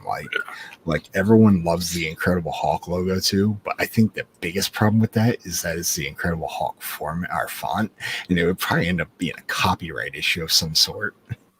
Yeah. So to put that on a monetized site like that, it would probably get us in a little bit of trouble. But right. The OG STP shirt, guys, once he makes that one available again, I do suggest you get it. Breaking the glass. He was breaking the glass ceiling. That's basically what I'm calling is he breaks the glass ceiling. He's grabbing that brass ring. And if you don't give it to him, he's going to take it from you. He's going to shove it right up your ass because that's what STP does. Thank you. I'm not that violent, but thank you. This guy is, by all means. Oh, Rip Bundy. Love Bundy. Yeah. Still can't believe we lost him not too long ago. Going too soon, man. Yeah, he was great. That's one of my guys. Oh, go ahead. I was going to say that's one of my favorite first memories of WWF is Hogan versus Bundy in the classic. I met him at a high school gym. In the early 90s after post WWF. And like he played the heel character even when signing autographs. I was like, dude, I'm just a big fan. He's like, I ain't talking his heel talking. I'm like, Mom, I want to go home now. But yeah, the dude was very humble. He did his job, and may he rest in peace. But for everyone else out there, I am not bullshitting you, man. Support this man. Support the merch. Buy the merch. Be the fan that you say you are. Not to force it on you, but if you love podcasts like this is the place to get the merchandise at. There you go. I've been following you since 2017, 2018 when you started doing the whole STP thing. You were doing it before that as well, and we were blending STP with DK and Yeah. Hell, as well, yeah, you were running DK for a while until I could figure out what I was going to do. So, Yeah, the Smash's podcast came out of you going back to destroying kayfabe. Yeah, like, there was a lot of mayhem with all these podcasts that we were doing. it was nuts. It was we fun. had Dizzy and the Ramblers, and then we had the Show Claw with Austin Hollis and Lion Claw. I mean, a lot of good things came out of the past, and Yeah, some went to the pasture, and then guys like me who kind of make cameos here and there. Yeah, it's awesome. yeah, So yeah. We've had quite the history, man. yeah, Dude. don't forget C Double. Oh yeah, C Double too. Yeah, yeah. I only worked with him like once with you though. Yeah, there was that one show we did. I forget which one it was, but yeah, it was A couple years ago. It was fun. It was an experience. Yeah. All right, back to Raw. But thank you, dude. I love you. All right, so yeah, Randy coughs up all this stuff, and so yeah, this whole thing with Bray Wyatt's getting out of control, and it's all going to lead to Mania, and if it's going to be in ring, if it's going to be cinematic, I don't know. We'll just have to see it play out. But hey, it's obviously different than their first war. So yeah, do you remember that WrestleMania match they had, and like they used special effects in the ring? There was maggots and everything in there, and it's kind of weird how they did the special effects on the canvas. it was like what the hell do you call that? They show the Vision on the mat and the camera. It was like a hologram of some sort. Kinda, yeah. They did it without a green screen, which made it more fantastic. Like, they did great with that. Like, the crowd ate it up. Well, apparently the maggots did too, but yeah. House of Horrors match that. Was that? Wait, I thought the House of Horrors was when. Oh, no. Randy Orton just burned down the Firefly, or the swamp or whatever. Yeah, he did that too. That was like the end of the first chapter, I think. Right now with Randy Orton, like he basically bit off the head of the snake, and it's coming back to bite him now because was it the Rumble where he set him on fire, or was it the pay-per-view before? Yeah, it was before the pay-per-view. It was before the Rumble because I watched the Rumble. Yeah, it was one of them. It was like TLC or something. Yeah, that's what it was. And one of those. He like Bray Wyatt like physically destroyed Orton, but out of nowhere, Orton just like mentally destroyed him and just used Alexa Bliss against him. Yeah, and then it just came to burning it down, and yeah, it was really weird. Like, I was like, holy shit, they actually did something for once that was like TV worthy. Yeah, it was wild. I saw highlights of it and the whole setting him on fire and then all the flames going up like crazy around him. Like, like you remind it kind of has like that Vince Russo feel to it, and I don't mean it because of just what they did there. Like, they blew their load in one night, but didn't follow up completely. They slowly built around it though, and used Alexa as the sacrificial lamb. Yeah. But she's loving this angle so much, dude. Like, it shows. Like, I've never seen her this happy in character before. Yeah, I dig her character. It's just, she's got a ton of charisma, and it's creepy as hell, and she's doing it well. I'm gonna say for this character, it's pretty sexy, man. Then again, I dig crazy chicks. So I can't help that. This is true. This is true. No offense, but would I do it again? Bet your ass, just not with her. Yeah, right. There you go. Ocean time. Sadly, Alexa Bliss is taken. So yeah, sadly. Yeah. Sorry, it's not. I'm going to stalk her on Twitter and harass her all the time. That's not me. Oh yeah, she has enough of that. Don't do that. Yeah. Let's see. what's next here? We got Randy. Okay, so we got Charlotte and Asuka. So we've been waiting for this, I think. This whole because people think that Charlotte is eventually going to face Asuka at Mania. Of course, now it's just easier now because they took out the whole Lacey Evans thing because she's pregnant, but she's pregnant in real life. Yep. So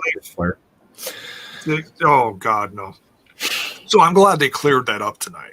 I'm really glad they did in a weird emotional promo. We'll get to that in a bit. So they face off against the tag champs, Nia Jax, Shayna Baszler, and Charlotte's. Charlotte is not the same person here. I mean, I'll give her credit where credit is due because of all these things like affecting her, and in the long run, it affected her match. And so the tag champs are still the tag champs. Charlotte and Asuka can't beat them, but I'm okay with that because I never felt like Charlotte and Asuka really fit together. Anyways, it's like when Charlotte came back, they just kind of threw her with Asuka. I'm like, okay, I'm not buying this for a minute. This just doesn't feel organic. Yeah. So, but Nia Jax and Shayna Baszler win, and There was some miscommunication in this match too between both teams. Oh yeah. Charlotte accidentally kicks Asuka, and Asuka kind of, I guess you could say, turns on Charlotte at the end. Like Charlotte tries apologizing, and Asuka's not having it. And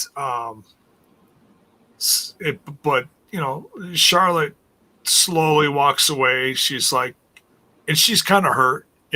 She's like, it was an accident. And but she's got a lot of stuff in her mind too. Yep. And exactly. So let's get to this next match here. We got Jeff Hardy versus Sheamus. Man, this was another one of like the better matches on tonight's Raw. Honestly, I mean, Sheamus clobbered the shit out of Jeff. Jeff got some decent offense in, but man, Sheamus shined here. So, with that being said, since these two have reignited their feud from SmackDown at that, are they going to continue this storyline, or is just this a one-off match? I think it's just one-off, honestly. I don't think they got to reignite it. Because I wouldn't, honestly. Like, it wasn't even 7-8 months ago that they had that whole drunk Jeff Hardy bullshit storyline where he ran over Elias. And yeah. Like, and yeah, this I think is just, they just put this together because it's easy fallout from the chamber match that they were in together. That's how I see it. Yeah, and so yeah, Sheamus comes off with the win here. He's looking strong, the night after the chamber. So we'll see where this goes. Next, let's see. Ric Flair and Charlotte are in the back, and just paraphrasing here, but Charlotte is basically telling her dad, look, whatever you're doing here, it's like distracting me to the point that now I can't even do what I want to do to help, keep the Flair legacy going. So she's asking him to just go home and, stop what you're doing because it's not helping me. It's not helping anyone. Flair tries to counter that with, hey, I saw a lot of talent in her and I just tried to grow the Flair brand with helping her, but she's not appreciating that explanation. It's like coming from him in a note of seriousness. I hear it, I understand it, but I've been saying this just big picture wise. I've been saying this for months. I don't want Flair on TV. I mean, I don't know why they keep him on TV, to be honest. Like, don't get me wrong. I met Ric Flair. He's a great guy, great talent, Hall of Famer, legend in the past. But to put him on TV today, I saw that promo he cut right before Lacey announced her pregnancy. Yeah. It was very Attitude Era like, but like, I don't know. It just felt weird. Like the society today, would they accept what he said? Like, not only that, like, I know they clarified the whole storyline with Lacey, but like a creepy old man is basically what you're getting out of this storyline, and it's just really disturbing. At the same time, I'm like, this dude's old enough to be your grandpa and you're pregnant, and that's the storyline, and we're sticking to it. And I'm like, but like you said, the whole clarification of her actual pregnancy, the legit version of it, but to to add it into the story, it's just it's cringeworthy. And Rick, I mean, he's the poster boy of the whole angle now, and and he from the low blow he got from Christian. Yeah, and he came out tonight and said, "Look, I never said the baby was mine," and it was there was a lot of.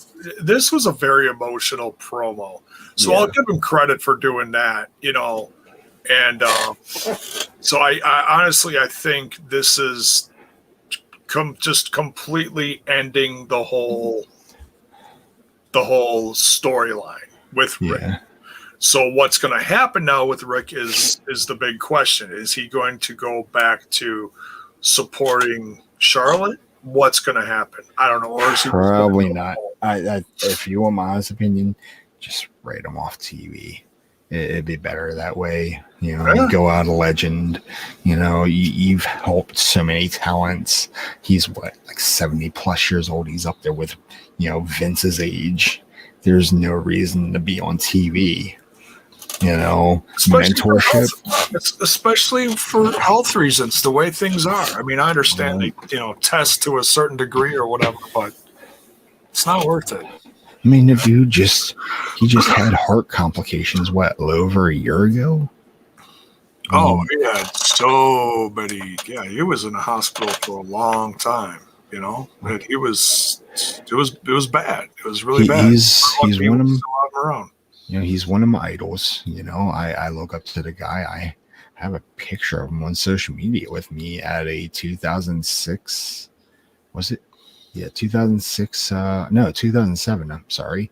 It's 2007, right before I got out of the Army. It was the Road to WrestleMania. He was in a storyline with Carlito.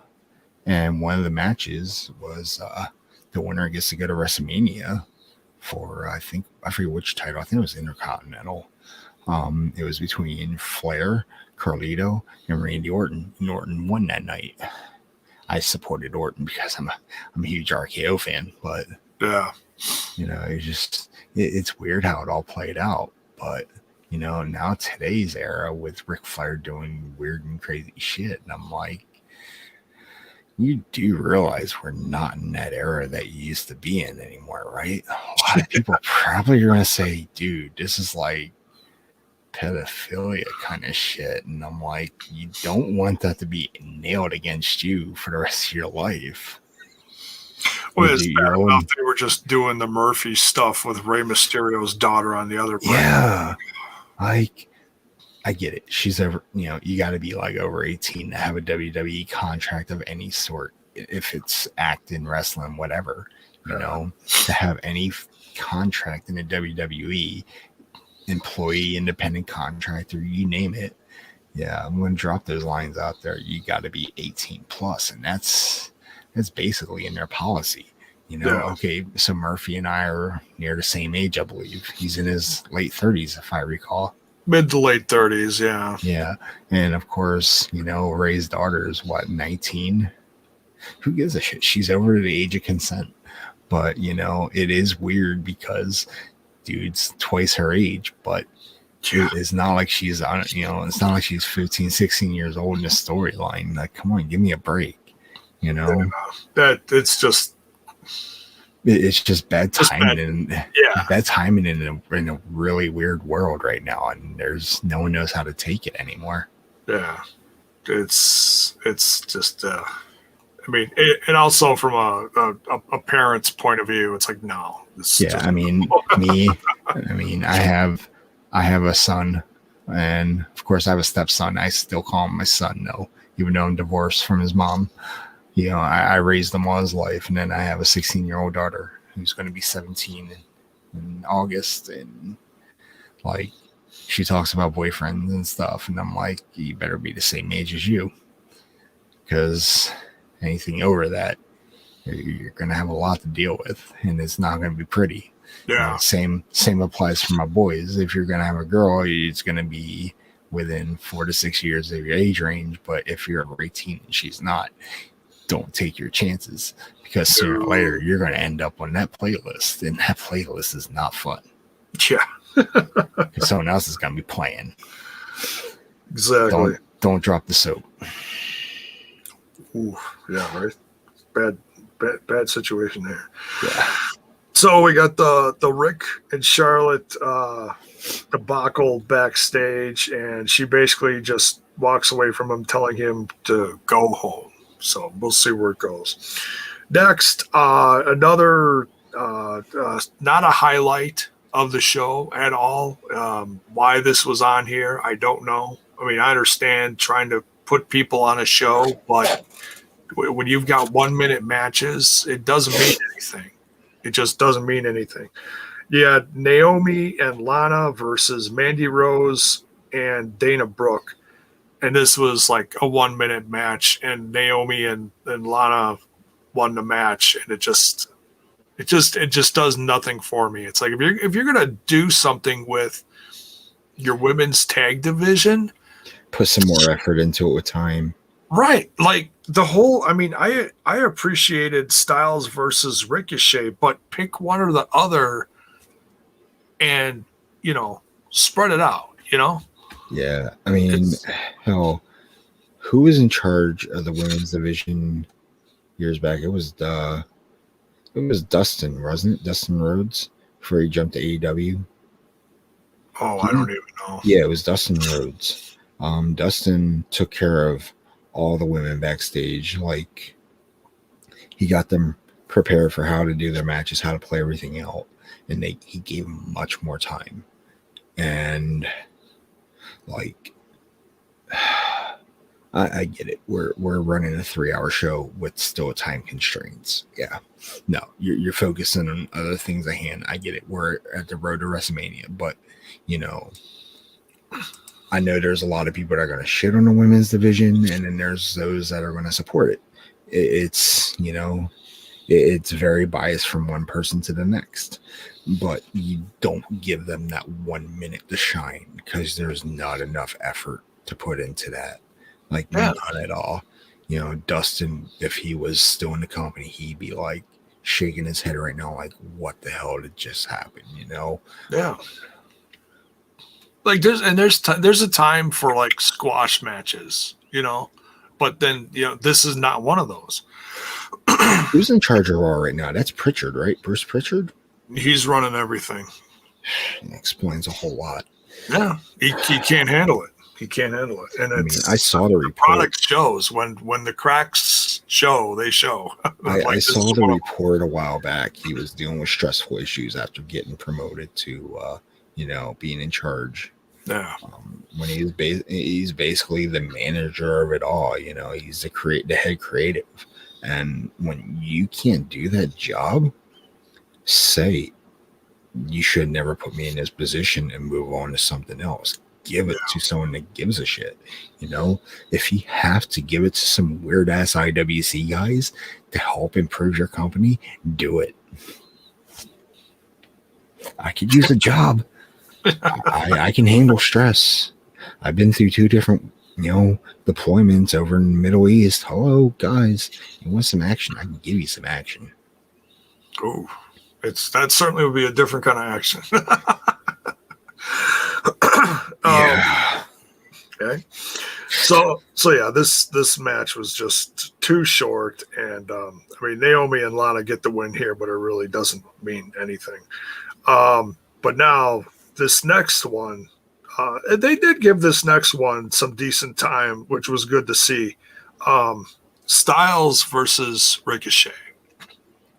AJ Styles versus Ricochet. Yeah, not me, guys. I don't wrestle. I'm too fat and out of shape for it. He wouldn't have made it over to home to do this anyways. Yeah. I can't make it down the ramp without a respirator. Right. And a 10 unit. Right. Yeah, I knew these guys were going to put on a damn good match. And it was. Ricochet is still one of my favorites. And Styles is too, of course. Well, thank you. And well, yeah, you are too, but yeah. Oh, thanks. I have to change my name soon. But yeah, you're right. Yeah, you're gonna have to change your handle to CM CM something. CM something. Yeah. It's not Punk. But then everyone's gonna call me. Yeah, everyone's gonna think I'm Punk. But no, no one knows that's who taken. Yeah, but you're still a chick magnet. I hope so. Or as Randy Orton said back in the Attitude Era, the girls like me, and well, so do the guys. I'm like, wait, what? I'll find that storyline for you too. That was a promo in Raw. It was pretty weird, but no, that must have been back when Billy Gunn was around. Probably was booking that event. But yeah, great match between these two. I'm not sure where this is going. Like I said, it's all kind of just still fallout from Elimination Chamber. From Elimination Chamber, yeah. But the best thing. Oh, go ahead. But then almost gets in the ring, picks up Ricochet after he's beaten, and just slams him down from like 7 feet in the air to the mat, and he's just completely motionless. So this dude's actually picking up a paycheck by working finally. Because I remember for a while there, he was just standing around doing absolutely nothing. I guess someone backstage said, impress me. So now he's trying. And I'm getting that. He was the doorman. He was the doorman for Shane McMahon for Raw Underground. And before that, he was Kazawa's ninja. Remember that 7-foot ninja? For a while? When he was that's champ? right. He was that too. So... yeah, this guy started out as a ninja, and then he was in the Performance Center when they did that, and Big Show came out, and he backed away, and that was the end of the 7-foot ninja. Jeez Louise. Like, yeah. I go back a ways with some of this stuff. My brain's slowly coming back together, so I'm proud of that. Right. But, this whole AJ Ricochet thing, just because it's fallout from Elimination Chamber, these two have a history as well. Just like, Sheamus and Hardy. It's like we're going to do this one-off type thing and make it count post fallout, whatever you want to call it. Yeah. And they're like, let's see how this works. If it sticks, maybe we'll make another match out of it. Make it long-term booking, but don't make it too long-term because you're going to get the same results every match. Yeah, so I don't know where this is going, but I'm curious because now obviously Almost is evolving. I mean, I don't know what you can do with that guy. He's too tall to begin with. And it's not the height that gets him. It's his working ability. He's another great Khali. What can he do aside from Khali had bad knees? We knew that. He had multiple knee surgeries, so his work rate was limited. What can this guy do that Khali couldn't? Let's put him to the test sooner or later. Yeah, I mean, it's gonna come.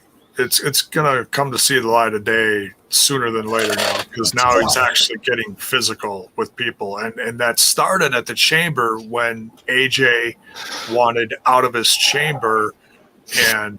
And he ripped the plexiglass off. Yeah, yes, I saw that.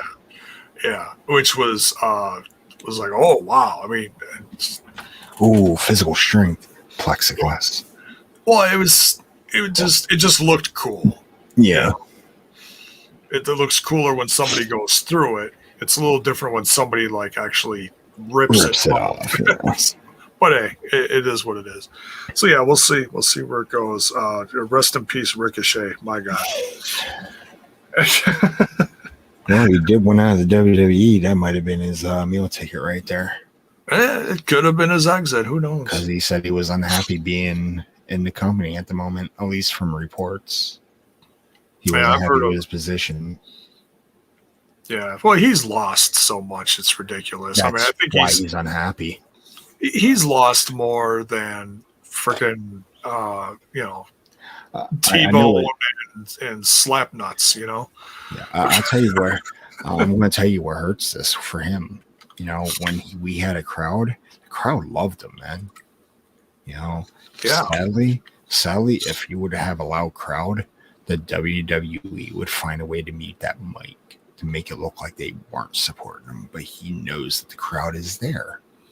Oh yeah, and that's another reason I'm drawing away from this company as much as I can, because it's just everything that we want, they don't want. It's a biased opinion by them. Yeah. That's why I break the fourth wall. I speak the truth on it. I say the things that they don't want you to hear. And I want them to prove me wrong. And once in a great while they do, but it's not very, very often at all. Yeah. So then we're on to the main event here. Strowman versus Lashley. Dude, this was nuts. This was a lot of fun. Battle of the Behemoths.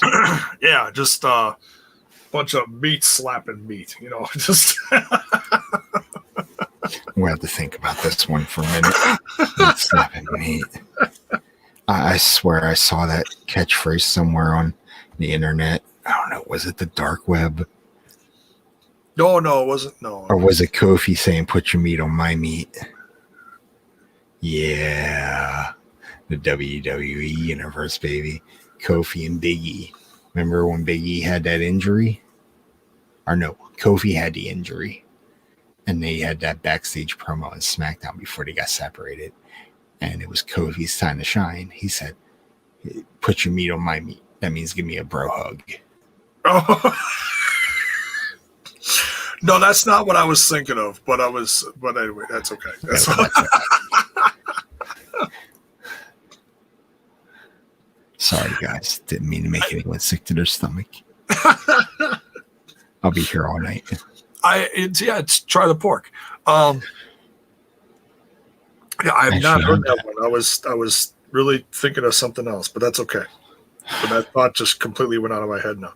But yeah, did you catch any of this one or no? No, this is the one I missed. The okay, I wanted to catch it. Critical Sting. He's so confused. He's sounding off in two different social medias. Huh? What? Hold on. Internet high five, guys. There you go. What? But yeah. This was a lot of fun. One of the most entertaining parts of this was watching The Miz react to everything, because obviously, he's got a title defense next week, and the fate of that lies in the ring before him. Depending on how difficult it's going to be. Well, Lashley comes off with the win here. He actually defeats Strowman, which is impressive as hell. And because Lashley even kicked out of his finisher, that over-the-head slam, I forget what kind of slam they call that. Strowman's finisher. Oh. I can't remember it anymore. You know what I'm talking about, though. It's like where he picks you up or slams you or whatever. He's had a few finishers, plus he had the Oklahoma Slam as a finisher as well. The one he just shrugged over with multiple times last year at WrestleMania. But yeah, I think I know the one you're talking about, though. But yeah, so he even kicked out of that. But Lashley finally takes him out with a spear. 1, 2, 3.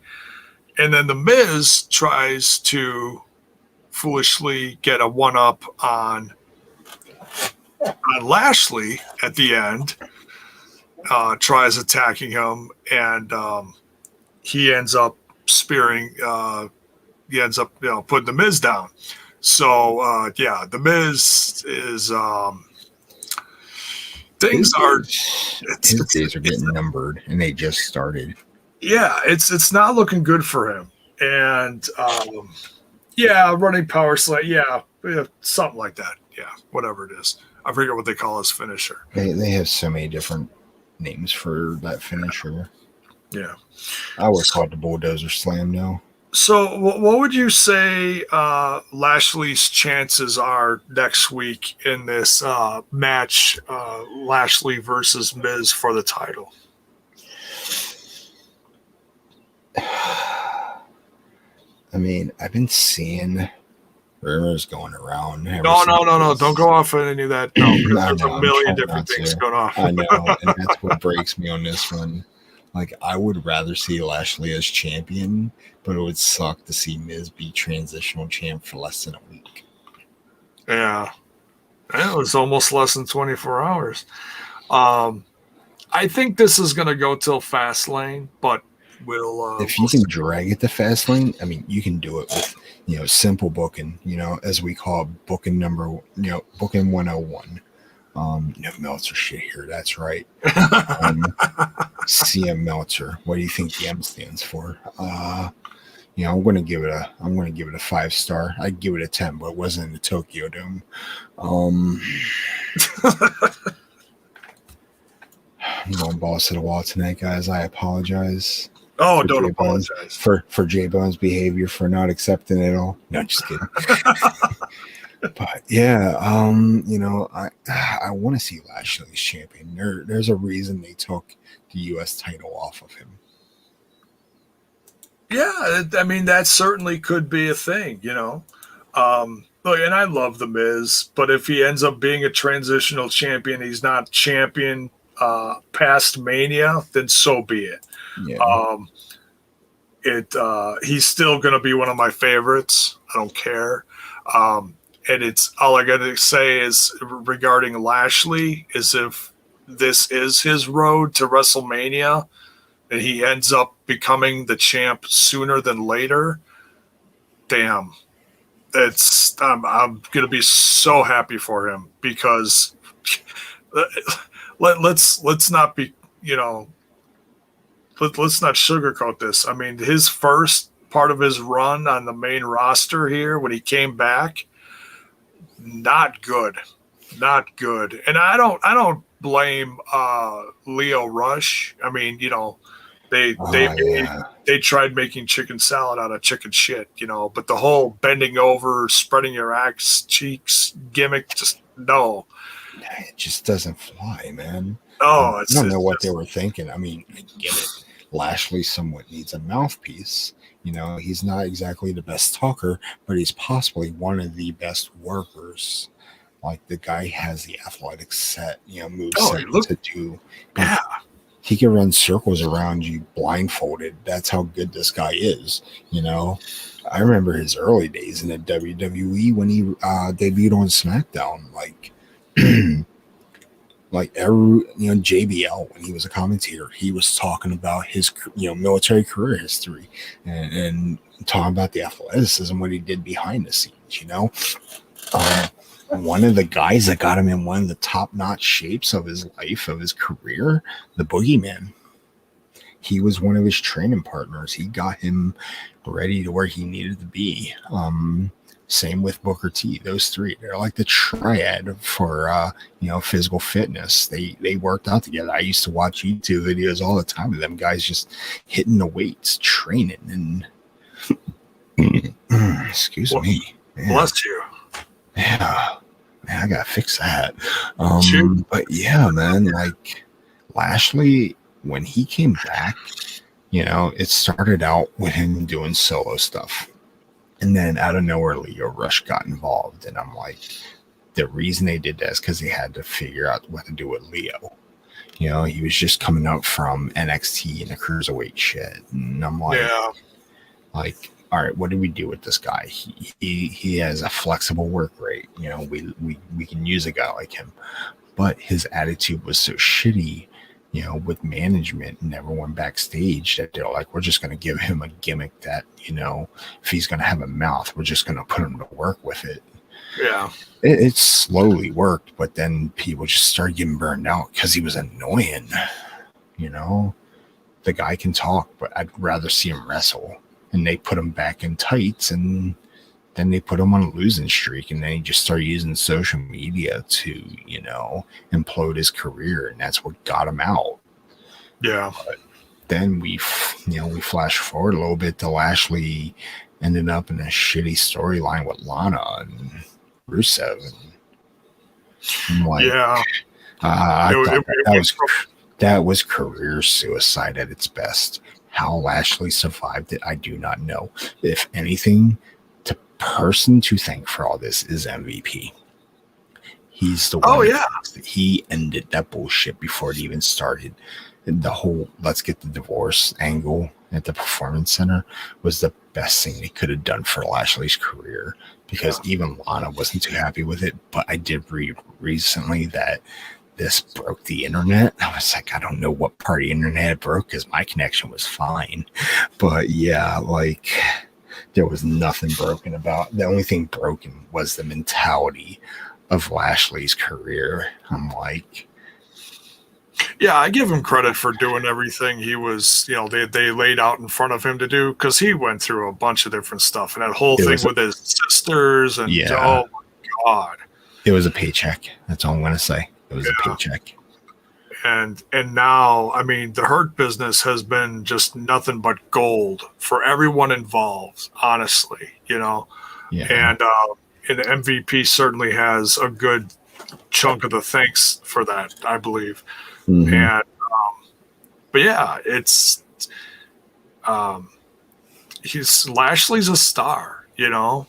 Dude, yeah, he's beyond star power now, and I just feel bad that he's underutilized most of the time. But that's most of the WWE roster. I mean, you know, look at all the cuts they made, all the good talent that they got rid of. You know, some of them ended up in other companies, but now, you know, amidst of a pandemic, it doesn't help matters at all. You know, there's one talent. I thought she was already done with the company, but I keep hearing she's like the ambassador for like WWE Japan, and that's Kairi Sane. Yeah. I'd like to see her either wrestle for the WWE again, or, you know, just keep her away from Nia Jax. I don't know, one or the other. Well, they're hoping to use her to build up the NXT Japan brand, supposedly. I hope that's what they do, because they need a strong style for her, because that's what she's based off of. When you watch her work in Japan, she works stiffer than shit, man. Like that elbow drop she does. That's like compared to what she did in Japan. Like, she'll drop that elbow an extra inch on you. She'll pelvic thrust that shit in if she has to. Oh wow. Like, I love her work, man. Yeah, she was a lot of fun to watch. Just she got banged up. So who knows what her future is. So that's how Raw ends here. And overall, I'd say it was a good show. There certainly was some stuff in the last hour that they could have done without, because it really didn't help anything. But hey, you know, it is what it is. Still, some of my favorites got some TV time, so whatever. So, any final thoughts on this before we check out? Okay, so yeah, before we get out of here, you know, now that we talked about this whole main event thing, and we're talking about the whole Bobby Lashley possibly winning the WWE Championship, hopefully. Now, say he does win, we got MVP as the mouthpiece. Once he starts, you know, say he wins this title, MVP continue, you know, he remains as the mouthpiece. After promos, Lashley raises the title, and MVP expresses some interest in that title. Can we see a possible breakup of the Hurt business down the road? Because we're going to see this as MVP. You know, he created this development for, you know, a bunch of dudes, and but Now, also for himself. For himself as well. He's going to use that as a benefit of a doubt. Lashley is the key. But the thing is, these two have a history for facing each other in Impact Wrestling, and it did not work very well for MVP. But like we're seeing the Beatdown Clan come back to life in the WWE, and it's about to backfire an MVP if they want to go that route. I would just rehash it for TNA fans, Impact Wrestling fans, to remember, be like, oh, they're copying Impact now. Oh, of course, everyone copies everyone anyway. What's the problem now? But I want to see an MVP Lashley storyline down the road once MVP is a little bit more, healed up. Could happen. I don't even know what's wrong with MVP. I saw him, show They up. said he's tweaked his knee or something. I was expecting a surgery, but there's no surgery. So basically, it's either a legit injury with a crutch or they're doing a sell. And if it's a sell, this is the perfect moment because he has the crutch. See what I did there? He's got the crutch, and the crutch for him is Lashley having that title. Taking it away from Lashley would be a slap in the face of Lashley's career and create a new angle between both of those two. Well, and it's the thing. Riddle already used the crutch on Lashley, and that's something that helped him get the title off of him. So, guess I don't what? know. You can use it again. They could. I mean, They there's could. many ways you can do this. Like you can do it a build up to a turn, which means Lashley would have to be the face on all this eventually down the road. But that would be TNA booking 101. The random heel face turns all the time. I think they gotta keep MVP with them for a while though, because they're like I really said, good you got together. to do the mouthpiece thing for a bit, and have Lashley pick up some victories, succeed with the title, and then after a while, MVP be like, yeah, I hoped you get here, blah blah blah, and Lashley would go like this, and he'd take a few steps forward, and MVP would just he'd had that whole bite in your lip type look, and yeah, that'll be mine one day, something like that. We've seen it plenty of times in the WWE with friends, and the title puts a target on your head, friend or foe. And this would be the perfect opportunity to start working on breaking the Hurt Business down. There's already a miscommunication between Cedric Alexander and Shelton tonight. Why not just start the plant, the seed planting right there, and then go from there?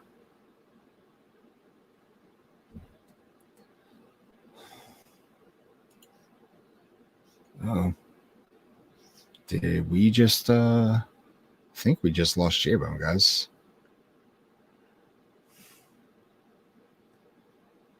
Don't break up the Hurt Business. Yeah, exactly. Like, you don't want to break them up, but at the same time, sooner or later it's going to happen. But we're going to hang tight real quick, folks, and hopefully we get JAYBONE back online. Cena take over. No. I'm not taking over. But as the guest tonight, I will try to provide as much entertainment and information to you. So, what did you guys think about tonight's Raw? I'm going to be honest here. I'm going to give it a good 3 stars from what I've seen compared to what we talked about. Raw has always been a solid show. It's always had some really bad storylines here and there, some botchy matches, but that's like every other company, if I'm correct. So basically all they have to do is move forward, but they need to juice it up. They need to amp it up. They need to throw some more intensity. Just as a wrestling analyst, or a prospector, just someone who watches and cares about the product, regardless how much I often do watch it, there's always room for improvements, even in, the Ivy League companies. So you got to go from there. And let's get in touch with JAYBONE, make sure everything's all right. It's weird. It just booted him off like that.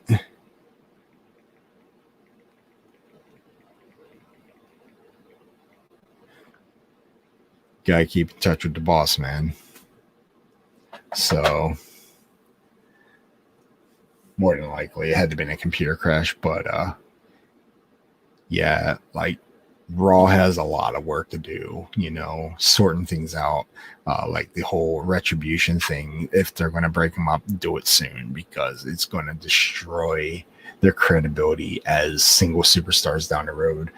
Get rid of the whole T-Bar name and Mace, and give them their real names back. D-Jack and Dio Madden. Go back to those names. Go back to your original characters. That would make a significant improvement. That's who people remember you as, not for who you're about to be. Don't be those guys. As for the Hurt Business, do or do not break them up. Sooner or later, it's going to happen. There's going to be friction within the team. Guys like Fine Andrade. Dude, honestly, like, if anything, I would love to see Andrade come back, but as a face, that would help his career. I mean, he has a whole Tony Montana gimmick, but we've seen that in the past with guys like Razor Ramon, except this guy is more of a high flyer type. His work down in Mexico was very impressive prior to his WWE start. I'd like to see this guy go places, so it's definitely going to happen sooner or later. Maybe he can turn face and feud against Angel Garza. I mean, those two did have problems before he was off TV, so that would be a significant improvement. Damien Priest, I want to see him as a future champion. It doesn't matter where he goes. Still waiting on JAYBONE to return. Let's see. Nia Jackson, Shayna, they're doing fantastic as tag team champs. I'm surprised they're actually paired well. Right now, Jax has it going on with the whole gimmick. So yeah, that'll work out perfectly for Flair versus Asuka. I'm sure that's going to be a feud for Mania, unless they just drag it to Fastlane and then just call it from there. But I'd rather do long-term booking, 2 pay-per-views from now. Let's see. Sheamus versus Hardy. Hopefully that was just a one-off, but if they do bring a feud back from SmackDown, good for them. AJ versus Ricochet. I could watch those two all day. It'd be like watching Spot Fest after Spot Fest. But I enjoyed watching Riddle and Morrison, so that made the night worth it for me right there. Just being a curtain jerking match. So we're all set there. And yeah, no reply. I think we have ourselves an issue, guys. So I'm sure JAYBONE's going to clear it up on either Facebook or Twitter.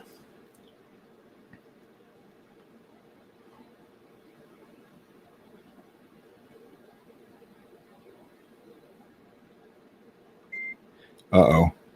Yeah, so what I'm going to do here, guys, I'm going to do the cheap plug real quick. I'm going to wrap this up for JAYBONE tonight. He lost his internet, he thinks. So from there, from the Smash This Podcast crew to Destroying Kayfabe, JAYBONE and we both want to thank you all for tuning in tonight. We enjoyed your company. We enjoy the love and support that you guys give us, especially him. He busts his ass for you guys day in and day out to provide as much news as possible. Hey, welcome back. Thanks for holding it down. I lost internet. Yeah, hey man, I'm holding it down as much as I can. I was just about to wrap it up for you. Well, I appreciate it. So I'm back. Yes, let's wrap it up because now I'm just frustrated. So nothing wrong with that because I need to get my ass to bed soon anyway. So thanks everyone for tuning in tonight for this the Elimination Chamber Fallout, and thank you Stylez for joining me on this. I really appreciate it. Always a pleasure, man. I enjoyed the shit out of this one. This was a lot of fun, and you're welcome back absolutely anytime to cover stuff with me. Oh, hell yeah, man. So, all right. You know what we do as we get out of here? We smash that like button. We smash that sub button. We ring that bell for notifications. Why? So, so that you know when more of my content hits your screen. And link is in the description to get you some of that hot STP merch. Hold it up, Styles. Oh, I just put it away. Oh, it's okay. That's all right. You There were you showing go, it off guys. It's earlier. right here somewhere. But There we go. Grab that merch, guys. Support the brand. Support the man. You know, this guy busts his ass for you guys day in and day out. Regardless if it's on STP or TNI, these guys give you top-notch information and reviews that you need to know. Oh yeah, man. And it's going to be even crazier tomorrow because it looks like Bravo is going to be joining us at the top of the review. So Johnny Bravo.